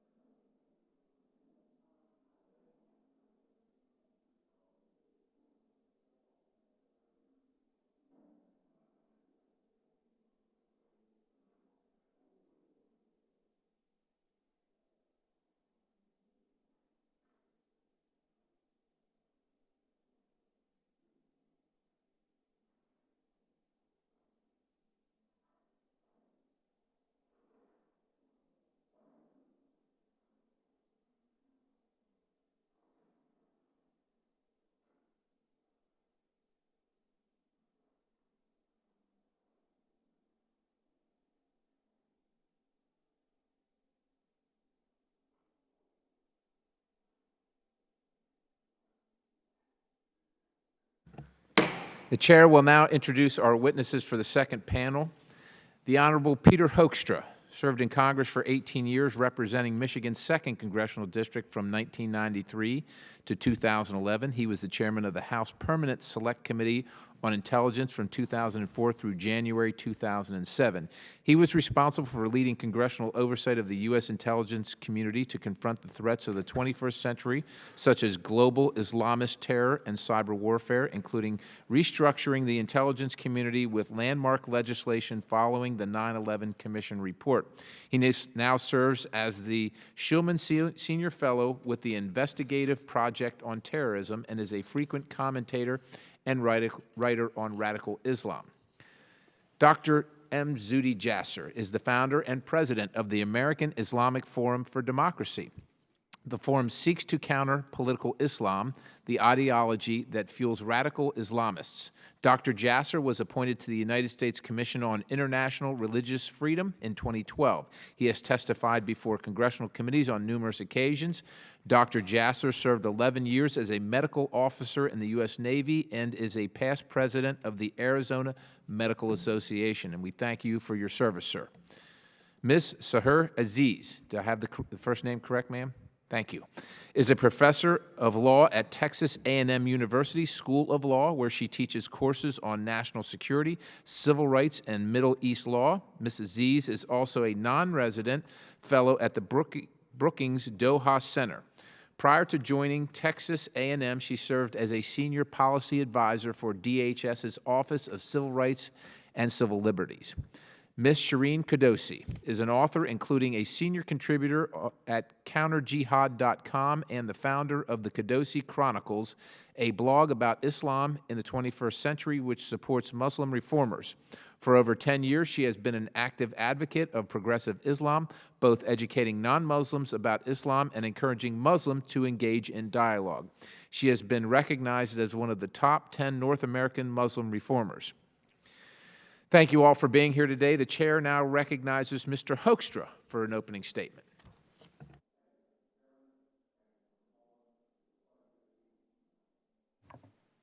It's been a while since I've been here. So thank you, Chairman Perry, Ranking Member Coleman, other distinguished members of the panel for enabling me to testify here today. Since I left Congress, I've had the opportunity to work with the Investigative Project on Terrorism. This has been a leading organization studying the threat of radical Islam for over 20 years. It has always been at the forefront. I'd like to submit my testimony for the record. Without objection, so ordered. Thank you, Mr. Chairman. You know, there's just a couple of points that I'd like to highlight as we go through the testimony that I think are important. Number one, the trend lines in the war have not been going in the right direction. You know, recently the University of Maryland completed a study that showed that back in 2001, roughly 2,500 people per year were losing their lives as a result of radical jihadist terrorist activities. In 2007, 2008, 2009, that number had gone from roughly 2,500, I think we have a chart to show that, had gone from roughly 2,500 to about 3,000, 3,300 in that time frame. So it was a significant increase, but not dramatic. But then take a look at the line, what happens after 2008 to 2015, and what we're projecting for 2016. That number has increased from roughly, slightly over 3,000 people per year to approaching 30,000 people per year losing their lives globally as a result of radical jihadism. The second slide that I'll use that will be up there shows what the spread of radical jihadism has been, the global expansion. 2001, you could look at the globe and it'd be a number of different places. 2009, 2010, it was kind of concentrated in the Middle East. But the threat that we see evolving and where we see the threat today is we see it obviously in the Middle East. We see it in Northern Africa. It is now spreading into Asia, and we also see what is happening in Europe, and obviously the United States is at risk. So the numbers in the trend line are clearly heading in the wrong direction. The geographic spread of the threat from radical jihadism is going in the wrong direction. This is a war that we are not winning today. We are not containing it, we are not confronting it, and we are not defeating it. The key question I think that Congress needs to ask is, what has happened potentially to create this dramatic increase since 2008? From 2001 to 2008, 2009, it stayed relatively contained, but since that time, we have seen it escalate significantly. We now have 5 failed states that are havens for radical jihadists: Iraq, Syria, Libya, Yemen, and Afghanistan. So this is places where these organizations can plan, they can train, and they can prepare to launch attacks against the West, against America, and other places in the Middle East. I really encourage the committee to take a very, very hard look, an in-depth dive on what is called PSD 11, Presidential Study Directive 11. This came out of, it's still classified, but there's been a lot written about this document in the media, so it has been leaked to various people. But what PSD 11 does is it fundamentally changed America's approach toward the Muslim world. For 40 years, on a bipartisan basis, Republican and Democratic administrations had said our goal in the Middle East was stability and security. 2010, 2011 timeframe, the president and his administration said that policy was, they were going to take a look at it. David Ignatius, in one of the columns that he wrote back then, indicated that the White House, a White House official said, we're rolling the dice. Well, it didn't turn out very well, because the strategy now said we were going to engage with elements of reform. Well, that ended up being organizations like the Muslim Brotherhood and other radical jihadist groups. We did not choose wisely. In Egypt, we facilitated the overthrow of Mubarak, someone who I met with, many American officials had met with. This was an individual in a country that for years did everything that we asked them to do to maintain stability and fight radical jihadists in that part of the world. We facilitated and participated in the overthrow of Gaddafi. Again, Gaddafi reformed in 2003, 2004, someone who had been our enemy, but because of consistent Republican and Democrat administrations putting sanctions on him and holding his feet to the fire in 2004, he changed sides. He got rid of his nuclear weapons program. He paid reparations. And he started to fight radical jihadists with us. And we took an island of stability in northern Africa, and it became a hotbed of extremism, exporting weapons, exporting fighters and ideology throughout northern Africa, the Middle East, and being a launching pad into Europe. In closing, let me just say that I think it's time for Congress to ask this administration some very serious questions about PSD 11. Exactly what is the content of PSD 11? What were the criteria for vetting organizations in Libya, Iraq, Egypt, Syria, and Afghanistan, and Yemen? What were the criteria for vetting organizations that we would work with? What groups and individuals actually passed through the vetting process and we started to engage with? The names and the organizations of the individuals responsible for vetting the new groups, and any and all assessments by the U.S. government of the activities undertaken by these groups from 2012 from 2012 until today. And I think that you will find that the change in policy is the primary reason for the instability and the radical spread, or the rapid spread of radical jihadism throughout the Middle East and the increased threat to the homeland. Mr. Chairman, thank you very much. Chair thanks the gentleman, Mr. Hoekstra. The chair now recognizes Dr. Jasser for an opening statement. Thank you, Chairman Perry and members of the House Committee on Homeland Security's Subcommittee on Oversight and Management for holding this important hearing on identifying the enemy and radical Islamist terror. I ask that my written testimony be entered into the record. Without objection, so ordered.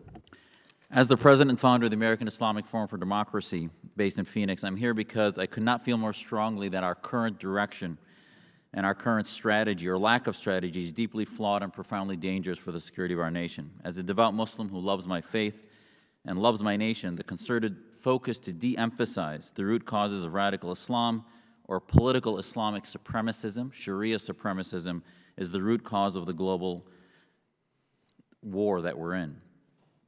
And until we name this, and then once we can name it, treat it, and counter it, we're going to continue this whack-a-mole program, which is failing day after day after day. And the denial of truth is wedded to dishonesty from those who reject the need for reform within the House of Islam and the need to engage reformers. You'll hear endless excuses as to why we should not use theopolitical terms which our enemies use to define themselves. You'll hear the absurd, and I'm sorry to say, un-American pleas for you to invoke blasphemy speech restrictions upon yourselves in the discourse in order to dishonestly avoid terms like Islamism, Islamist, Ummah, Takfir, Islamic State, Jihad, Salafism, Wahhabism, all these which are the way the enemy defines themselves, but also words that are necessary in order to know which pool these militants come from. The reason our Homeland Security is failing is because the pool that they're swimming in, they can't look at. The Omar Matins of the world, the Dahir Adan from Minneapolis, the Ahmed Rahani, the ideas of political Islam, anti-Westernism, anti-Semitism are things that we should be monitoring, not taking away the rights of those communities, but at least monitoring and profiling those ideas so that we know what the precursors are, because we know what those precursors are. It is a suspension of disbelief and a cognitive dissonance for Homeland Security to list for you Muslim partners and then say Islam, well, has no problem. There's a suspension of disbelief when we say we engage Muslim groups, but yet Islamism isn't related. Which is it? Either you don't engage Muslim groups because Islam has nothing to do with it, or Islamism has an issue within it, which is the problem ideology, so we need to engage Muslim groups. You can't have it both ways. You'll hear terms like securitization, where somehow if the American public engages in a debate against theocracy, which is what our founding fathers did, that'll make us into this bigoted, anti-Muslim community. Well, we fought this battle before. We can engage with the right side of those who share our values within the Muslim community in order to make it clear what are those who do not share our values inside the Muslim community, that they should not be our allies. But once you say that anyone who is Muslim and is anti-terror is on our side, then you end up doing the bidding of theocracies like Iran and Saudi Arabia and Qatar and Egypt and other military dictatorships that are Sharia states that brew these radical ideas, that love to hear us just use countering violent extremism because it allows them to continue to push the Sharia state ideology that is the drug that creates the ISISes of the world. So when you hear that in America, this attempt to invoke blasphemy laws, it's actually doing the bidding of the elephant in the room, which is the Organization of Islamic Cooperation, the theocracies that love to see us not identify this as Islamism, because the grassroots movement, the hope and the prayer of the Arab awakening was about defeating dictatorships that were going to marginalize radicals, that were going to marginalize theocrats. But instead, we end up working with the arsonists as the firefighters. And that's what happens when you work with the Saudis and the Muslim groups that Secretary Johnson went and spoke to, ISNA and other groups that we are catering to, are also both the arsonists and the firefighters, because they are distributing literature that glorifies political Islam, that glorifies Sharia state ideology, and that ultimately ends up causing the harms that radicalize our community. We are ignoring movements like the Muslim Reform Movement, and I'd ask every one of you, left to right, if you truly believe in diversity, what is diversity in the Muslim community? It is not ethnic diversity or racial diversity. It is ideological diversity. And when you say that, well, we speak to the platform of the Islamic Society of North America, that is a monolithic, single ideology group that's based in an idea that is about clerics, men in beards that run the society and speak for Muslims across the country, and that is not Muslim identification. Those are not groups that represent the majority of Muslims. Even Pew data has shown that they only represent 10 to 12%. The rest of us secularized Muslims that believe in the personal aspect of our faith are not represented in major movements in America, and our Muslim reform movement has been trying to engage government, media, academia, to say that we want to reform against political Islam and we need representation. That's who should be the partners.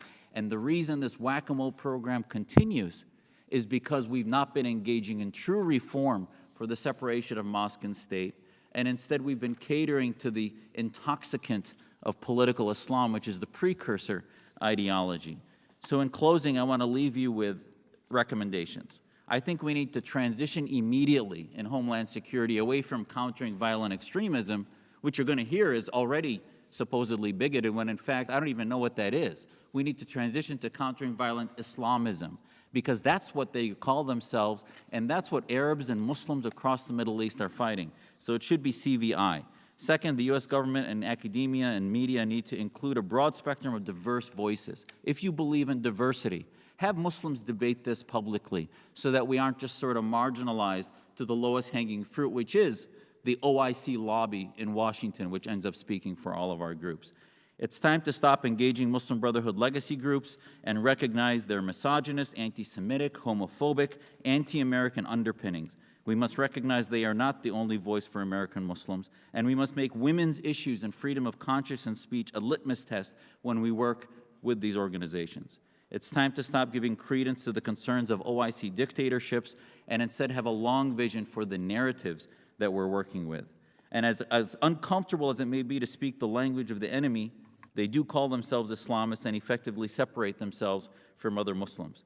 And I also ask that you reopen investigation into the Council on American Islamic Relations, Radical Ties, and their extensive domestic and foreign network, because they represent sort of an example of why these other groups were called unindicted co-conspirators and why that is so important. And I ask that you no longer fear offending by using these terms. Those first oppressed by political Islam are Muslims, moderate Muslims that are reformers. And without including us, Homeland Security depends upon your honesty in order for the American people to hold the rest of us accountable. Thank you. Thank you, Dr. Jasser. The chair now recognizes Mrs. Aziz for an opening statement. Mr. Chairman and distinguished members of the committee,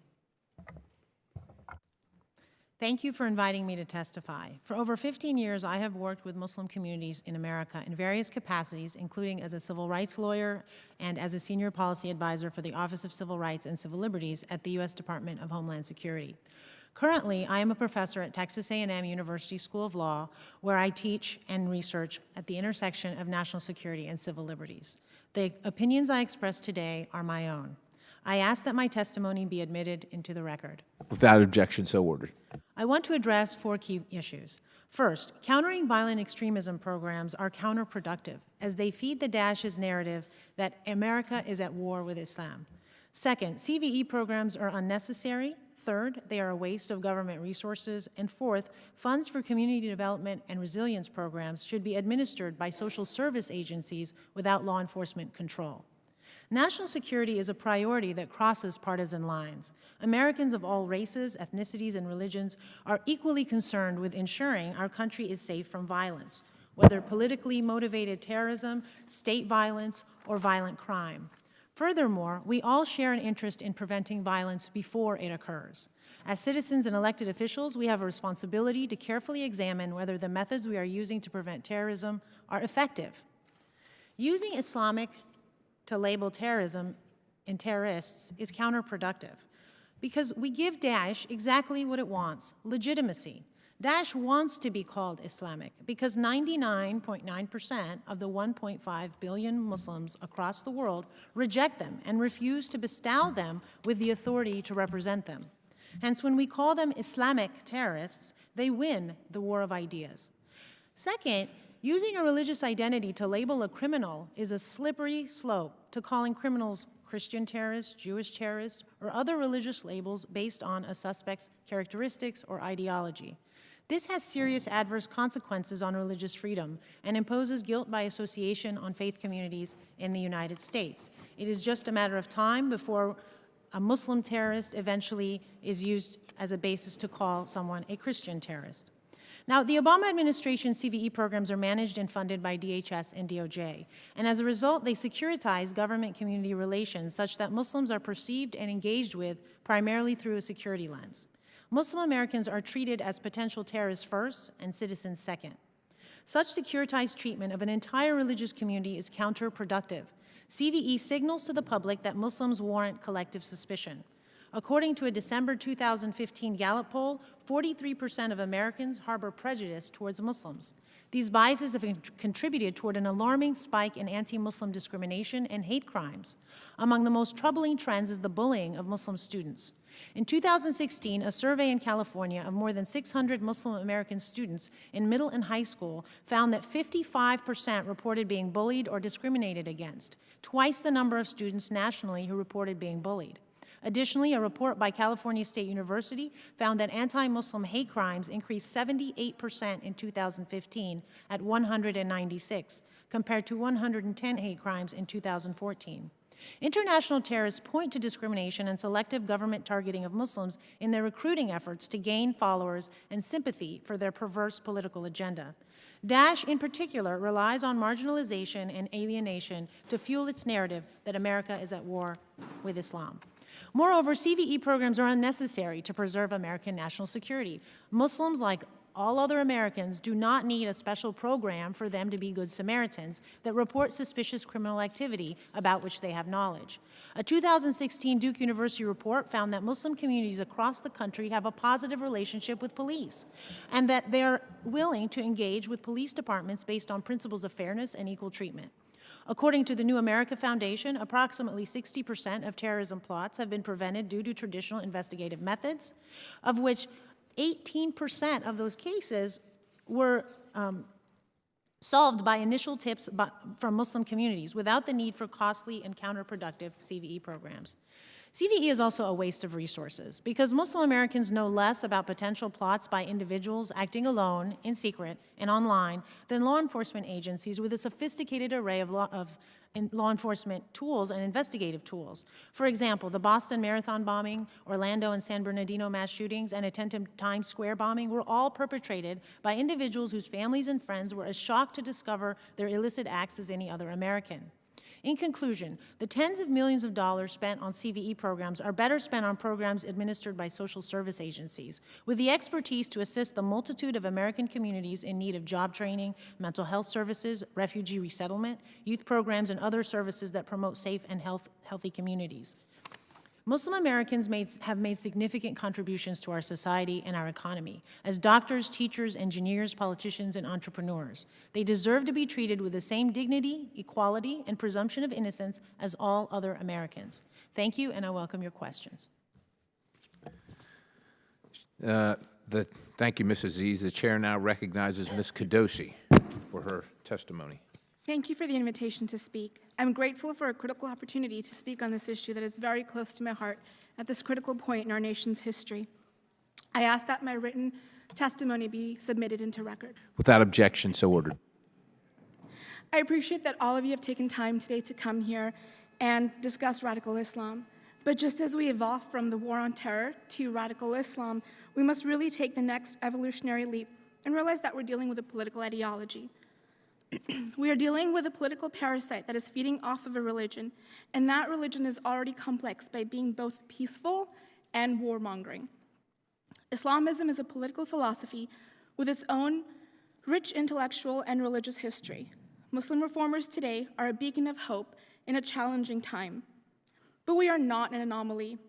Muslim reformers are a resurgence of free thinkers that have historically been silenced for political gain by other Muslim groups. The first group were called the Khawarij, a fierce group of freethinkers who opposed the caliphate system in the early years after the Prophet's death. Today, you will hear Muslim grievance professionals call the Khawarij a band of outlaws and link them with ISIS, the very thing that the Khawarij were against. Next, we have the Mutazilites, who failed to birth a national and liberal, peaceful Islam because they lacked political support. And today, we have the reformers. Political support has and always will be necessary to challenge the system of Islamism, and the monolith it has become in the last century. Today, that system is protected by Muslims who refuse to recognize the challenges we face and the hand that Islamism plays. Whether we're looking at jihadis or radicals, Islamists, or faux progressives, which are leftists who refuse to recognize the reality of the situation, these groups enjoy Western liberty but have no interest in honoring or extending that liberty once their goals are secured. Here's an example. We already see how these groups use shame tactics and exclusionary practices to silence minority voices in Islam, voices like mine, all the while crying that they themselves are a minority in America in need of special protection. How does this espouse liberal values? The fact is, millions of Muslim Americans will not suffer if they are offended. The truth is, Islam is not a race. It is not in our blood. It's an idea. It's just an idea. Because of this, it is impossible to be Islamophobic, racist, or a bigot if you question an idea. It is not hate speech to speak the truth or to ask necessary questions. And in the fight against Islamism, one of the first steps we need to take is to cut the reins on language and allow this country to have a real shot at winning this by having free and open conversations, just like we expect free and open elections. In that vein, the first point of any litmus test today is seeing which one of us is asking a question and which one of us is saying a question doesn't need to be asked.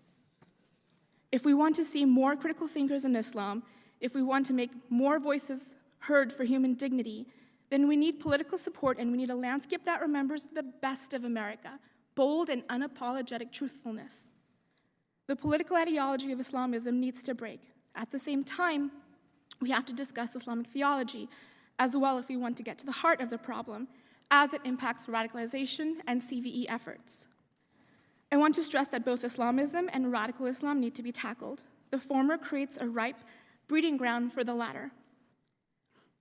And ultimately, what's going to be most effective in defeating radical Islam is not just programs, but to deploy change agents like reformers and help spark movements that break the ideology from within. We need to be culturally and philosophically combative and find, source, identify, and create those allies. The CVE program is like a math problem that asks you to answer what 2 + 2 equals, and then asks you to use the alphabet to form an answer. It's impossible. It doesn't work that way. The fact is, no CVE program currently in play is as powerful as Muslim change agents with a national, if not global, platform. That's how you win this. Thank you for your time. Thank you, Ms. Cadosi. The chair recognizes himself for a period of questioning. I'll start with Mr. Hoekstra. According to your testimony, jihadists have murdered at an alarming rate. These murders have skyrocketed since 2009, as you said, with nearly 30,000 killed last year. What do you see as the causes of this dramatic increase? And maybe I was going to save this question to after you answered that one, but maybe this question will help inform the answer to the next one. So you're already familiar with PSD 11, which, as a matter of fact, you made me aware of it. With that, does that affect domestic policy, which then potentially affects the increase in these killings? And how would you characterize that, if there is one, effect on the policy here at home and abroad? And what signs, if there are any, that we can see that indicate the effect of that? For instance, what many of us in Congress and around the country feel is an unwillingness by the administration to identify the enemy. Is that enrobed potentially in that policy? Are we too close to it and too, is the administration wedded to that policy so closely that now, for sake of embarrassment or for the considerations of the dramatic failures in North Africa and the Middle East, that they just don't want to talk about it, and so we can't say radical Islam or Islamists or those type of things? And I would be interested in hearing your thoughts. All right, let me address this. The second part of your question first is, what has been the impact of implementing a policy directive like PSD 11 domestically?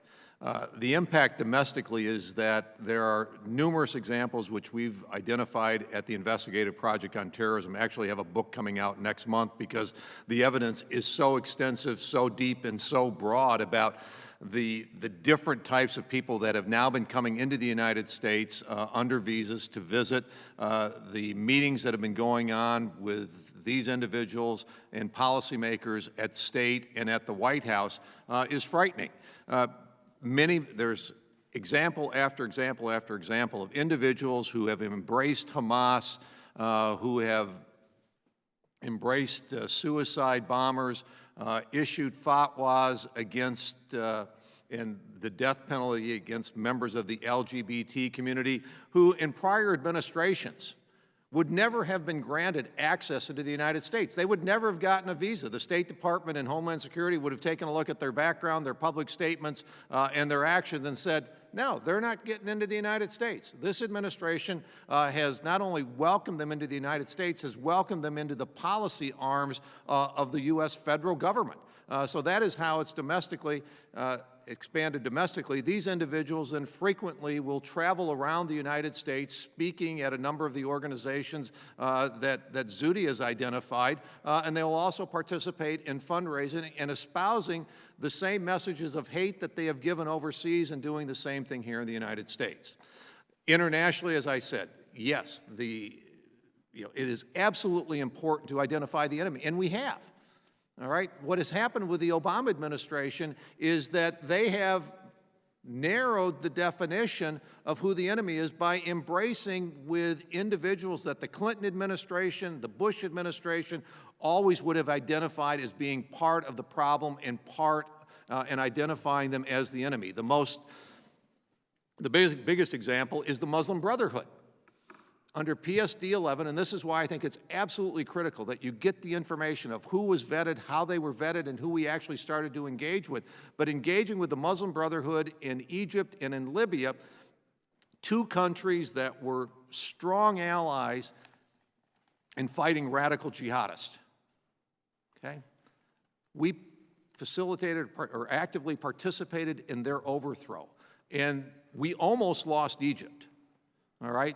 But thankfully, the forces that be in the country came back, and we stopped the Muslim Brotherhood regime in Egypt after 1 year.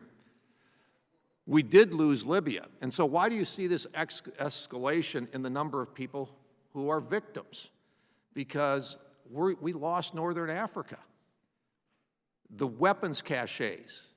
We lost intelligence. I mean, I was chairman of the Intelligence Committee. We met with Gaddafi and his intelligence individuals. They were providing us with insights into the threat from radical jihadism, not only in Libya, but throughout Northern Africa and parts of the Middle East. Gaddafi was good at gathering intelligence of these bad folks because they threatened his regime. After 2004, he shared that information with us extensively and cooperated with us. After 2011, that all went dark. In Egypt, cooperation with their intelligence has gone largely dark after 2011 because they no longer believe that they can trust us. In Iraq, we have gone dark. So in a lot of these different areas where we used to get valuable intelligence, great participation, insights into the threat, those countries have now become failed states, and they are havens for preparing, planning, and executing attacks against the United States. Chair, thanks, gentlemen. My time has expired. Since there's only two of us left, if you don't mind, we'll probably go a couple rounds so I can, because I have some more questions. But at this time, I yield to the gentlelady. Thank you, Mr. Perry. Thank you for your testimony. I want to understand a couple of things. Is the term Islam, is that the definition of a religion? Can I equate Islam with Christianity, Judaism? Is it the same thing? Is it or is it not? Anybody on the panel? Congresswoman, I would tell you that Islam is what a Muslim believes it to be. So my Islam is certainly, I feel, similar to the morals of Judaism and Christianity in my personal practice and what I teach my children. But the Islam of Saudi Arabia, of the Khomeinis of Iran, is an evil supremacist doctrine. So the question is, whose Islam? And I think it's similar in other faiths. Thank you. So that is an equation to a terminology for my religion. I'm a Christian, Christianity, right? Did you have something you wanted to say to this? So Islam is a religion, a monolithic religion. Like any other religion, there are multiple interpretations. There are sects within the faith. Much of it is based on history. Monotheistic. Monotheistic, excuse me. But also, if you equate a religion with criminal activity of individuals, then you're essentially criminalizing the You're ahead of me. religion. You're ahead of me, because that's my concern. Because we've experienced in this country very heinous crimes, killings done by people of other religions. But we've not attached an ism to it or an IST to it and indict a whole religion. So I don't know how that is helpful. If I may speak. When I ask you, thank you. I don't see the helpfulness in ascribing that to a religion and taking it into this sort of geopolitical or theopolitical environment. I will ask, I want to speak to you a second, Dr. Aziz, because you said CVE is unnecessary, waste of money, and in some ways is counterproductive. And so my question is there a role for either countering violent extremism through education and social services and community building, or is there just no role for that in our country at this time? Well, first, I think we need to be very careful that we don't turn into thought police. If we start to criminalize and surveil religious beliefs, one is we may be infringing, are likely infringing on the First Amendment and opening the door to doing so with many other religious groups.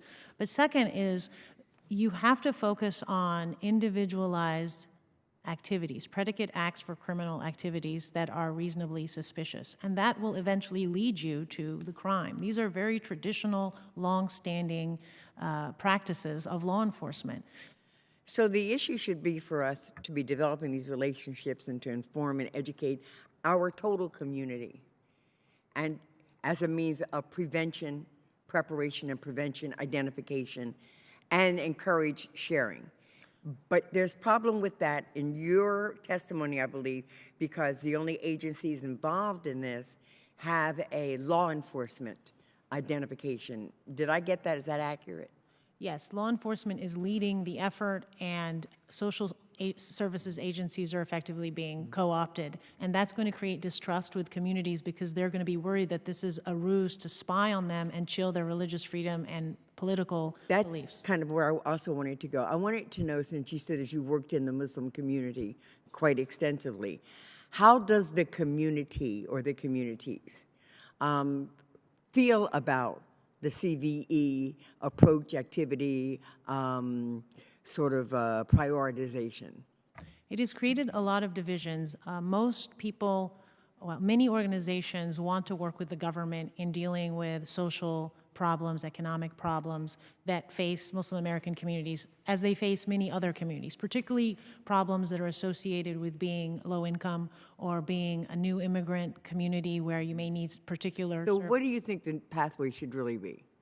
I think that the government should take the money from CVE, give it to social services organizations like the Department of Education and Health and Homeland Security, and focus on helping communities across the country that are low income, that have specific social challenges, and creating healthy, thriving, prosperous communities. And that ultimately is going to prevent all kinds of social problems and criminal activity, from gangs to vulnerable youth who may in fact be recruited online in secret by international terrorists outside of the view of their families and their communities. Thank you. Ms. Quidosi, excuse me for cutting you off, but you can't mess with my train of thought when it's going. So allow me to let you Thank you. respond. Thank you. To answer your question about what is Islam, I agree with Dr. Drasser that Islam is very personal. Islam, when it was birthed, was meant to be a pathway, a guide in the monotheistic tradition of Judaism and Christianity. Now, the shift happened initially after the first 12 years of Muhammad's prophethood, when he went from peaceful to warmongering, if we're going to be honest. And he waged jihad campaigns. Even if he didn't partake in those, he instructed those. He agreed to those. He didn't contest them. So when we talk about is a religion violent or does it excuse terror? Well, we call it terror today. We call it violence today. Back then, that's just the way of the land, and that's the way of the people. So we have to understand that we're dealing with something really ancient, and it has come to this point in time, and we're using modern language, and we're using our very limited scope of the last 100 years to understand something that's been going on for 1,400 years. So in that sense, how did Islam become political? Well, after the Prophet's death is really when it became a monolith of a political identity and ideology, and that started with the Caliphate, and from there on, it landed into the Umayyad dynasty.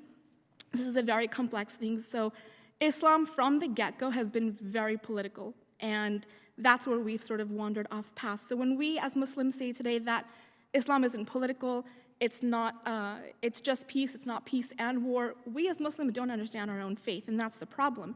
So to say that CVE, for example, should only be given to social services also fails to understand who we are as Muslims culturally. And there is a great agency in Southern California called Axis, started by an Arab lady. It took her a very long time to build that up, but one of the challenges she had with that is that Muslims don't speak out. If we need mental health or behavioral health, we don't seek it, we don't identify it. If we need counseling, we don't shame ourselves, quote unquote, by asking for help.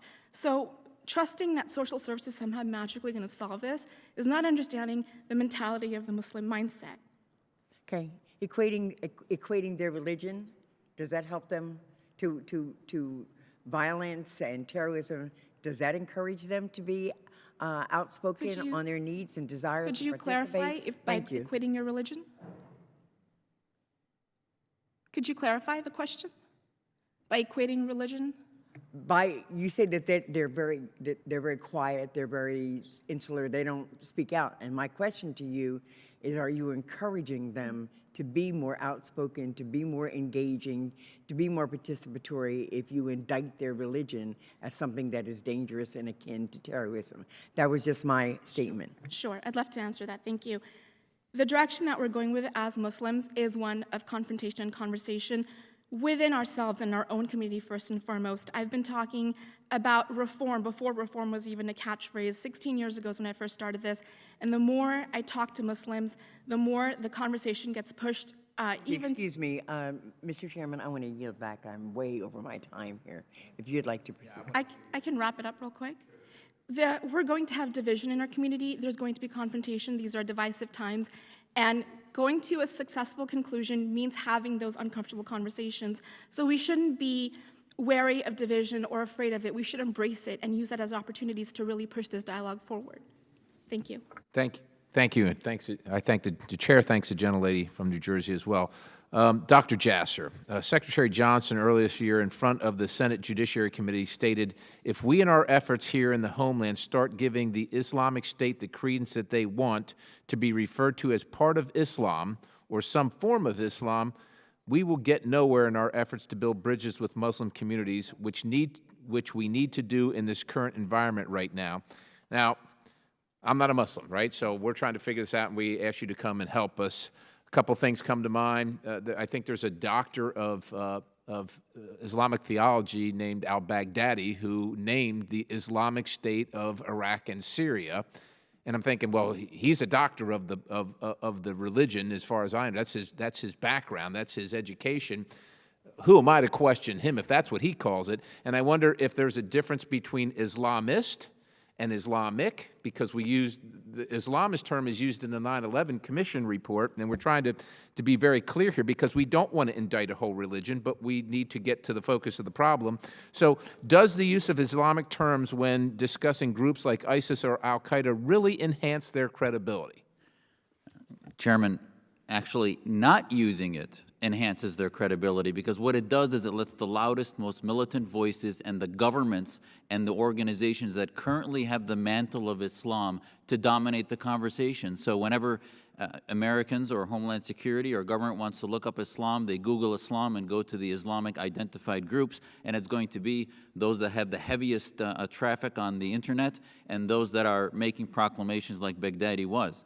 And at the end of the day, it then also lets the silent majority stay asleep. There's no reason for Muslims that I get told every day that agree with what I'm doing, and yet they say, gosh, I don't want to get the targets that's on your back by doing the reform, because when you stick your head up, it's going to get, attacked. So at the end of the day, by denying the reality of the source, you're actually then, it's a bigotry of low expectations, which is, oh, we know the president of the head of the Islamic Republic of Iran doesn't speak for all Islam, but we'll let you guys pass on the fact that it's a homophobic, supremacist country in its government. We'll pass the fact that the royal family of Saudi Arabia is actually brewing and spreading billions of dollars of ideas that are actually the forefathers of ISIS in their ideas. We'll pass that fact and let them speak for Islam, because if we talk about Islam in the freest country of the world, then it'll all turn into anti-Islamic stuff, when in fact, people are flogged in front of mosques every day in Saudi Arabia that say what we're telling you. So in effect, we're actually invoking the same blasphemy laws in America that they do in Saudi Arabia. Why? Because of this fear of somehow that it's going to become anti-Islam. And actually, at the end of the day, the best answer to your question is one of denial. It's like the smokers who don't want to admit that the cancer, lung cancer, is coming from the smoking. And the smoking, we're not abandoning the whole patient, but the smoking, the habit that's dealing to this is harikat Islamiyya, is what they call themselves in Arabic, Islamic movements, political movements. So they might take away the tactic, and there's this huge letter to Baghdadi that all these organizations that are supported by ISNA and other imams, they wrote a 25-page screed about why Baghdadi doesn't have the authority to declare jihad. He doesn't have the authority to declare caliphate. What Americans, and the reason I'm bringing your attention to it, they said the caliphate is mandatory in that letter. They said jihad, violent jihad is mandatory, but he doesn't have the credence or the authority. So that's the bigger problem. That's the intoxicant. It's not just the violence and these little terror groups that we can defeat militarily. It's the root cause. And the root cause is this idea that violent jihad Muslims can do, that armies should be Muslim by name, that the ummah is a state. It's not just a faith practice. Until we Muslims address that and you bring us and push us to do this, not by taking away our rights, but by actually having an adult conversation and not by infantilizing our community into saying, oh, we can't address these things. So you have to address it and get us out of the denial that's preventing the treatment of the disease.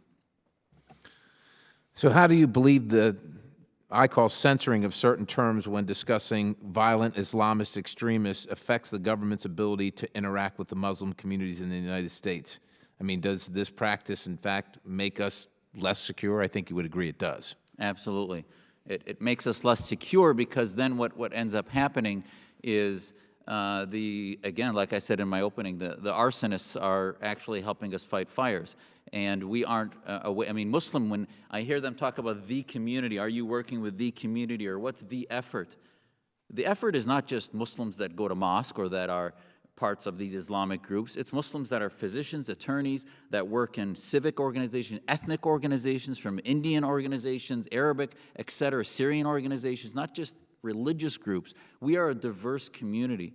And when Homeland Security and others want to reach out, don't just go to the mosque. I mean, just like in the Reformation in the West, it was led by the business community and others that finally told the theocrats that they don't run what defines Christianity, and that ultimately led to the American Revolution. This is where we are in our time in history in Islam. And as long as we continue to have this bigotry of low expectations, where we just let the theocrats dominate who defines Islam, which is what the avoidance of the term does, then we're going to continue to actually do the bidding of our enemies, Iran, Saudi Arabia, Qatar, etc., and actually not work with our Muslims that share our values of freedom, democracy, and the Universal Declaration of Human Rights. You have something to add, Mr. Hoekstra? Yeah, thank you, Mr. Chairman. I think it's important to have that discussion, as Zuhdi was pointing out. because those of us who have traveled to the Middle East and those types of things, we recognize, as should all Americans, the many sacrifices that so many Muslims have paid to help us. You know, after the war in Iraq, you go to the police training academies, and you speak with the young men who are being trained, and you recognize that many of these officers ended up being killed because they were targeted by radical jihadists. And we need to celebrate the contributions and the sacrifices that those folks made. The folks that worked with the American military in Iraq, who were targeted as they were working with us, and especially targeted when we left Iraq and Afghanistan for being, for working with us. They were targeted. And we also need to recognize that the victims of radical jihadism are primarily other Muslims. And, it's awful what radical jihadists do to Christians and other religious minorities throughout the Middle East, but the primary target and the groups paying the biggest price are actually other Muslims. So by moving that total discussion off of the table, you can't even, you don't have that dialogue and discussion about how much other Muslims have sacrificed to try to help us, and how much they want to get rid of the radical jihadist movement. Well, I'd only like to give... I noticed that you wanted an opportunity to sort of weigh in on the discussion that had just taken place, and I wanted to present that opportunity to you with my time. Thank you. I just have a few points. The first is that the government is prohibited by the First Amendment in entangling itself in religion. The Establishment Clause prohibits the government from either promoting or infringing on religion, and that would include engaging in theological debates. It is not the place, both as a matter of policy, but more importantly as a matter of law, for the government to intervene in determining what is correct or incorrect in Islam. That is something that has to happen within the communities, within the private sphere, and my colleagues here are welcome to engage in that debate within the free marketplace of ideas. And in fact, there are many debates that are going on, at least within the American Muslim communities, which are very diverse, about reform, and people define reform very differently. So I think that it is a bit disingenuous to say that American Islam is stagnant and that there are no debates, that there are no healthy discussions. The second point is, I don't think we should underestimate the open letter to Baghdadi. We're talking about over 700 mainstream religious authorities, scholars who are qualified, who have degrees, not people who just self-proclaim themselves to be experts or self-proclaim themselves to be reformists. And those individuals across the world have said, this organization is fringe, it's violent, it's terrorist, it doesn't represent Islam insofar as their interpretations of the theology. And like in any theology, there always has been, and there always will be groups who are going to misappropriate it for their political means. And I just want to also add, with regard to the Middle East, secular military dictators are repressing people as much as those who use religion as a ruse to oppress people. And so for us to think that it is one problem, the Muslim Brotherhood or some particular other organization that claims to use religion for political means, that is very simplistic. Egypt is a ticking time bomb, and it's going to have another revolution, in my opinion, and it's going to be because of poverty, political repression that is caused by military secular dictatorships. Yes, ma'am. Dr. Jasser. Yeah, thank you, and I welcome the opportunity to respond to that, because this is actually the key issue, is that it is a cop-out to say that the government cannot get involved. When you have a movement that is a theopolitical movement, it would be like in the Cold War saying that we should work with the Italian communists or the Cuban communists when we were fighting the Soviets. The Islamist movements are political movements that put into law legal systems that believe that Western secular law is un-Islamic, and they divide the world into Dar al-Islam and Dar Dar al-Harb, the land of Islam and the land of war. So if you're wondering how the Omar Mateens and others get radicalized, they are simply the tip of the iceberg of movements that view Western liberal democracies as the enemy. So our Constitution and our First Amendment is not a suicide pact. We cannot therefore say, well, if it calls itself a religion, welcome, give them security clearances, give them whatever they want. It doesn't matter because it's a religion. No, we have to have, and our response to the letter to Baghdadi was our Muslim Reform Movement declaration that we mailed twice to every mosque in the country, every Islamic organization, and it's not 25 pages, it's 2 pages. It's in the record, it's an appendix to my testimony. I'd ask you to look at it. It's simply 2 pages. It's not about religious theological debates. It says we reject the caliphate, all caliphates. We reject the Islamic State, all Islamic states. We reject violent jihad. We call for the equality of men and women, for the freedom of sexual identity, for free speech, rejecting blasphemy laws, apostasy laws. So therefore, those are not religious issues. Those are American principles that are part of the Universal Declaration of Human Rights. So it's not, no, I don't want the government getting into theology, but I certainly want them protecting the underpinning and the foundations of our American democracy that's based in religious freedom. So when Raif Badawi, Walid Abu Khayyar, and others in Saudi Arabia are flogged for their religious beliefs, and I agree with Dr. Aziz about secular dictators, both pathways are evil in the Middle East.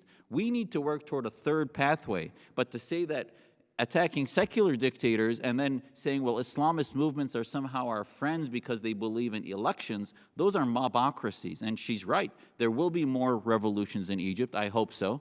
But we need to be on the right side of history. And the denial to say, well, it's all about food and jobs and we just get social services.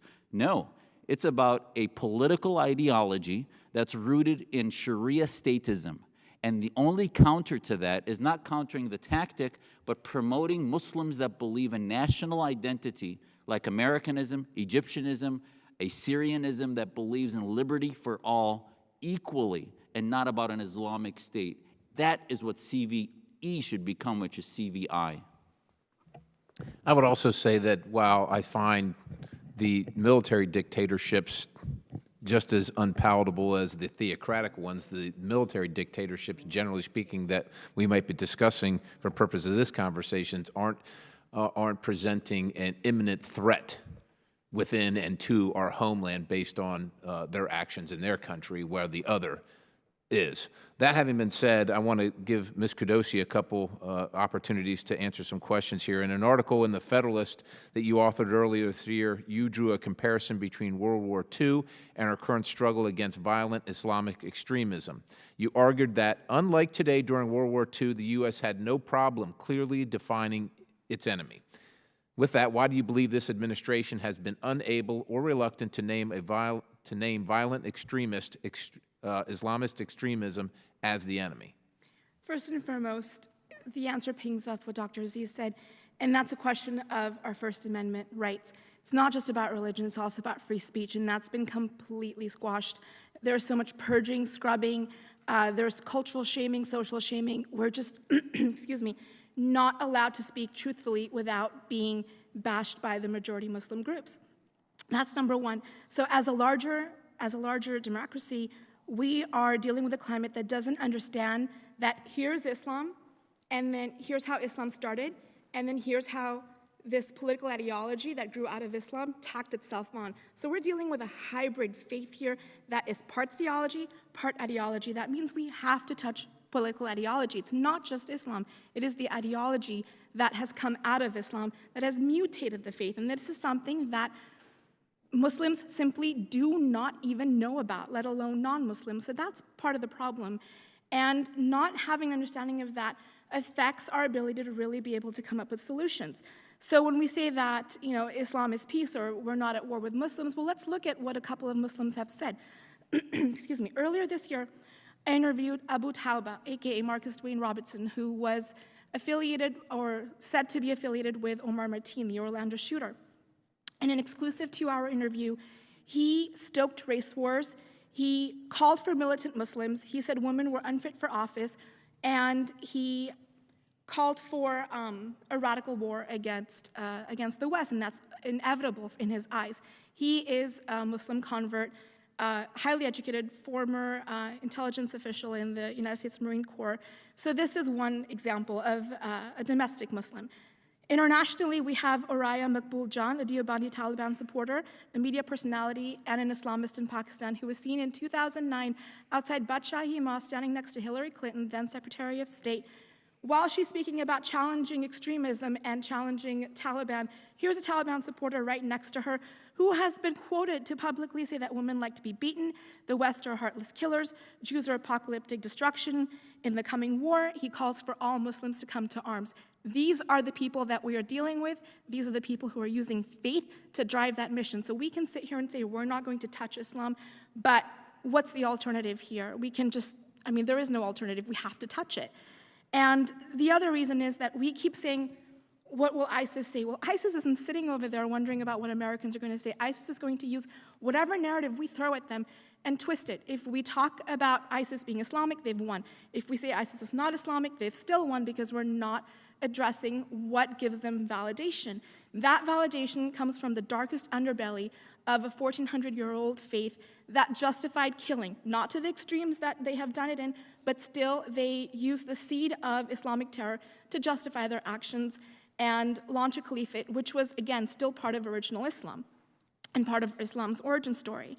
So the best way to tackle ISIS beyond whack-a-mole CVE programs is to tackle their belief system and to ultimately destroy the credibility they hold, which is ultimately that this is a divine mission for them on some level. So we have to understand the theological aspect of it. Could I supplant belief system with ideology? Would that be, you say we have to attack their belief system. Would it be correct or analogous to use ideology in the same vein? You could, but if I'm going to be brutally honest, ultimately it comes down to what their identity or what their identity as Muslims is and what their belief system is about God or Allah.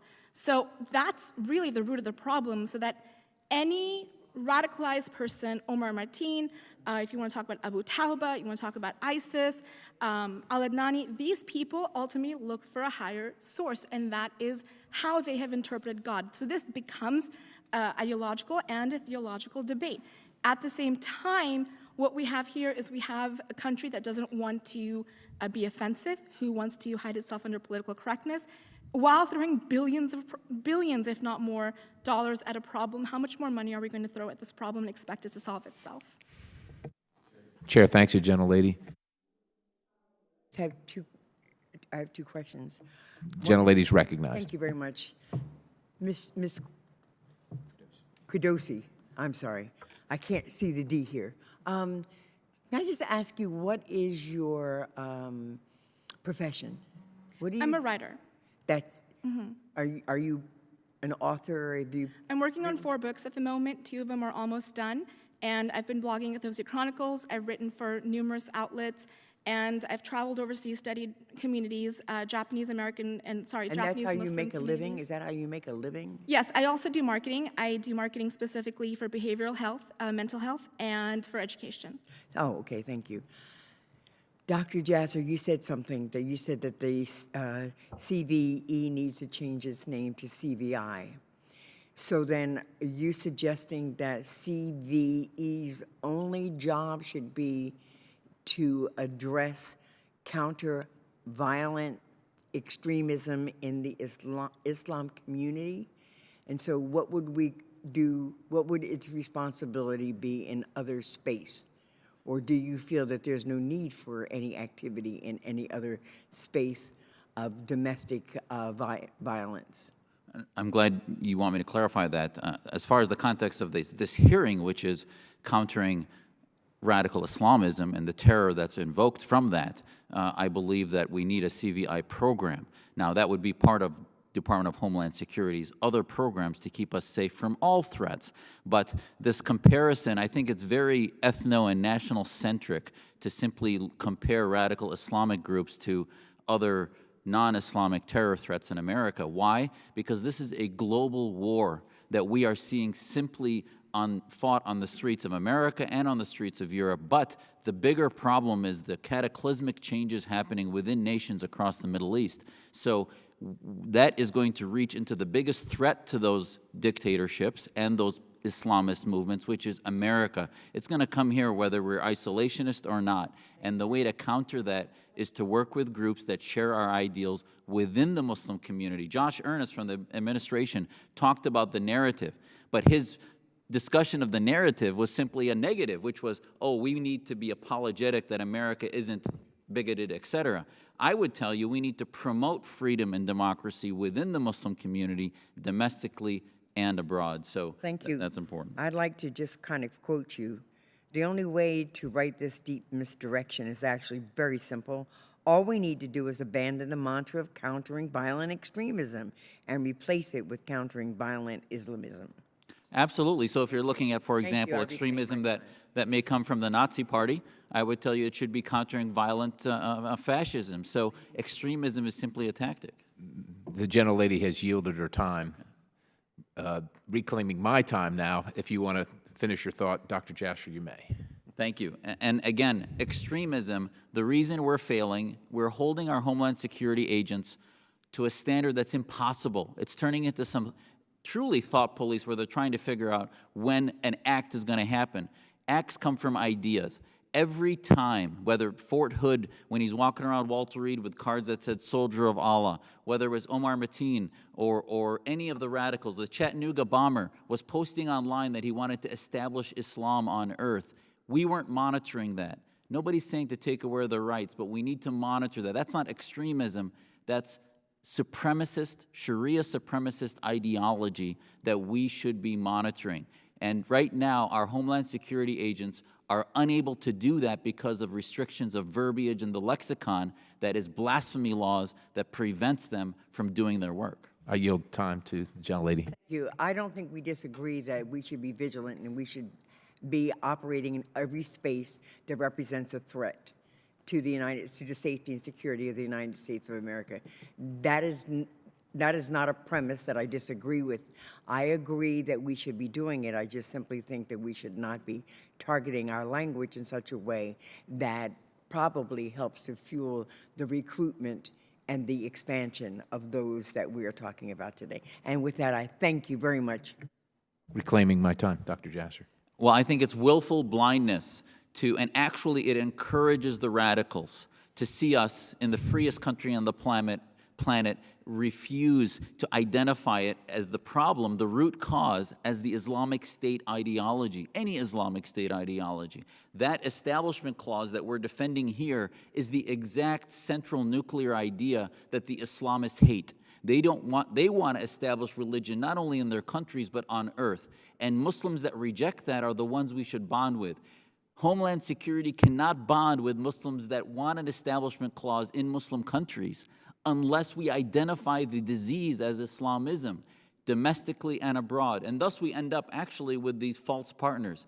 Imagine the Cold War working with communist parties to help us against the Soviets because they rejected Soviet global theory, but yet they believed in communism. That's what we're doing right now when we work with the Islamic State ideologues of Saudi Arabia, Iran, and others as our partners against radical militant Islamists and call them, as Mr. Ellison did earlier, a cult, etc. These are natural, violent byproducts of Islamist nations that spread by billions.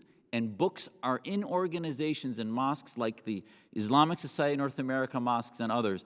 Books like The Reliance of the Traveler that call for the death of apostates and others still are sold in their conventions that Jay Johnson speaks at, and that is a problem of willful blindness. Thank you, Dr. Jasser. Ms. Aziz, you have argued that the recent rise in radicalism and terrorism can be attributed to factors such as political oppression and lack of economic opportunities in countries. And I don't want to put words in your mouth, but that's what I've got here. So if that's not true, please forgive me and let me know. But if it is true, do you have any empirical data to support that claim? Well, there are many studies by international development experts that focus on failed states, and in fact, the literature is growing about what's happening in the Middle East in terms of the causes for all of these deaths that we see that are caused by terrorism. And so there is no shortage. It's certainly a debate within the literature, but there is no shortage of opinion that The terrorism is bred when you have failed states, when you have conflict. Well, so, and I imagine, I just wonder if there's a causal relationship. I'm not saying that it doesn't happen in failed states where there's increased poverty and lack of opportunity, et cetera, but we have it happening in the United States. We have it happening in the most affluent countries on the planet. We have it happening and being led by, or having been led by, some of the most affluent people on the planet in Osama bin Laden, al-Zawahiri. These are educated people of means, yet they ascribe to this ideology. So when we hear that some of the roots are political oppression and lack of economic opportunity, I got to tell you, I find that especially the political oppression, well, either one. I mean, the political oppression, these folks are oppressed because they wish to overthrow the governments that they're in. Now, the governments they are in might be autocratic, but they just wish to institute a theocratic government that is at least as oppressive as the one that they just replaced. And from the economic standpoint, these, again, are people of means. So how do we validate that other than just saying it happens at the same place? But I don't see a cause and effect, and that's what I'm looking for as some empirical data, if you have any. So I think you have to look at the leaders versus the recruits versus the opportunity. And leaders of most politically motivated groups that use an ideology, whether it's religious or secular in nature, are often actually quite sophisticated, and that's why they're not on the front lines and they're very few in number. What the failed state and the conflicts and the repression create is fertile ground for recruitment, and so it makes it very easy to manipulate particularly young people, often young men, who may have mental health problems, who may be experiencing a personal crisis, who may in fact be poor, alienated, and marginalized, to essentially manipulate them and lie to them and say, this ideology, if it's religious, it's often completely warped, is a justification for you to join me. And then when you have a failed state, you have a state, there's no state to control that, there's no police forces, no intelligence. But I just want to note that in Syria, over 100,000 Syrians have died from state terrorism, from Assad's regime. So non-state terrorism, if we didn't have the conflict in Syria and Iraq right now, we would not nearly be seeing these numbers in terms of victims of terrorism, which, as my colleague said, most of whom, over 90%, are Muslims. Which, to some extent, I would agree with you, and I would refer back to PSD 11 and a change in policy where the United States essentially partnered with the Muslim Brotherhood and people that are interested in a theocratic state, and we've created or been a party to creating this issue in Northern Africa and the Middle East. It's been a fascinating, enlightening discussion. I appreciate your patience and your diligence, both the testifiers and the audience and the members today. The chair thanks very much the witnesses, especially those who have traveled long distances, for their valuable testimony, and the members for their questions. Members may have some additional questions. If I may depart just from the text for a moment. Dr. Jasser, you said there was a 25-page, what did you, no, he had the 2-page letter has already been submitted, the 25-page. The letter to Baghdadi that actually my colleague endorsed, I think it's is that, has that been entered into the congressional record? No, Could you forward that to me, please, at your earliest convenience? Yes, sir. I appreciate it. 25-page or the 2-page? The 25-page, to be correct, right? The 2 pages part of the appendix, my appendices of my testimony has the Muslim Declaration. We didn't get either. Okay, we'll make sure you do. But he's talking about the 25-page letter to Baghdadi. Yeah, that I That's didn't. the one I want to see as well. He's already submitted the 2-page with his testimony. We'll make sure you get it. Right. I'm part Yes, of it, ma'am. yeah. All right. So with that, members may have some additional questions for the witnesses, and we will ask you to respond to these in writing. Pursuant to Committee Rule 7E, the hearing record will remain open for 10 days, and without objection, the subcommittee stands adjourned. Zudi, seeing you. Thank you. Nice to see you. Thank you. Hey, great. We'll see you in Call me touch. anytime. Yeah. Okay, great. Thank you. Oh my. I'll send you my information as well. I'll send you an email with Oh, my that'd be contact. perfect, Yeah, please. great. Good. We did travel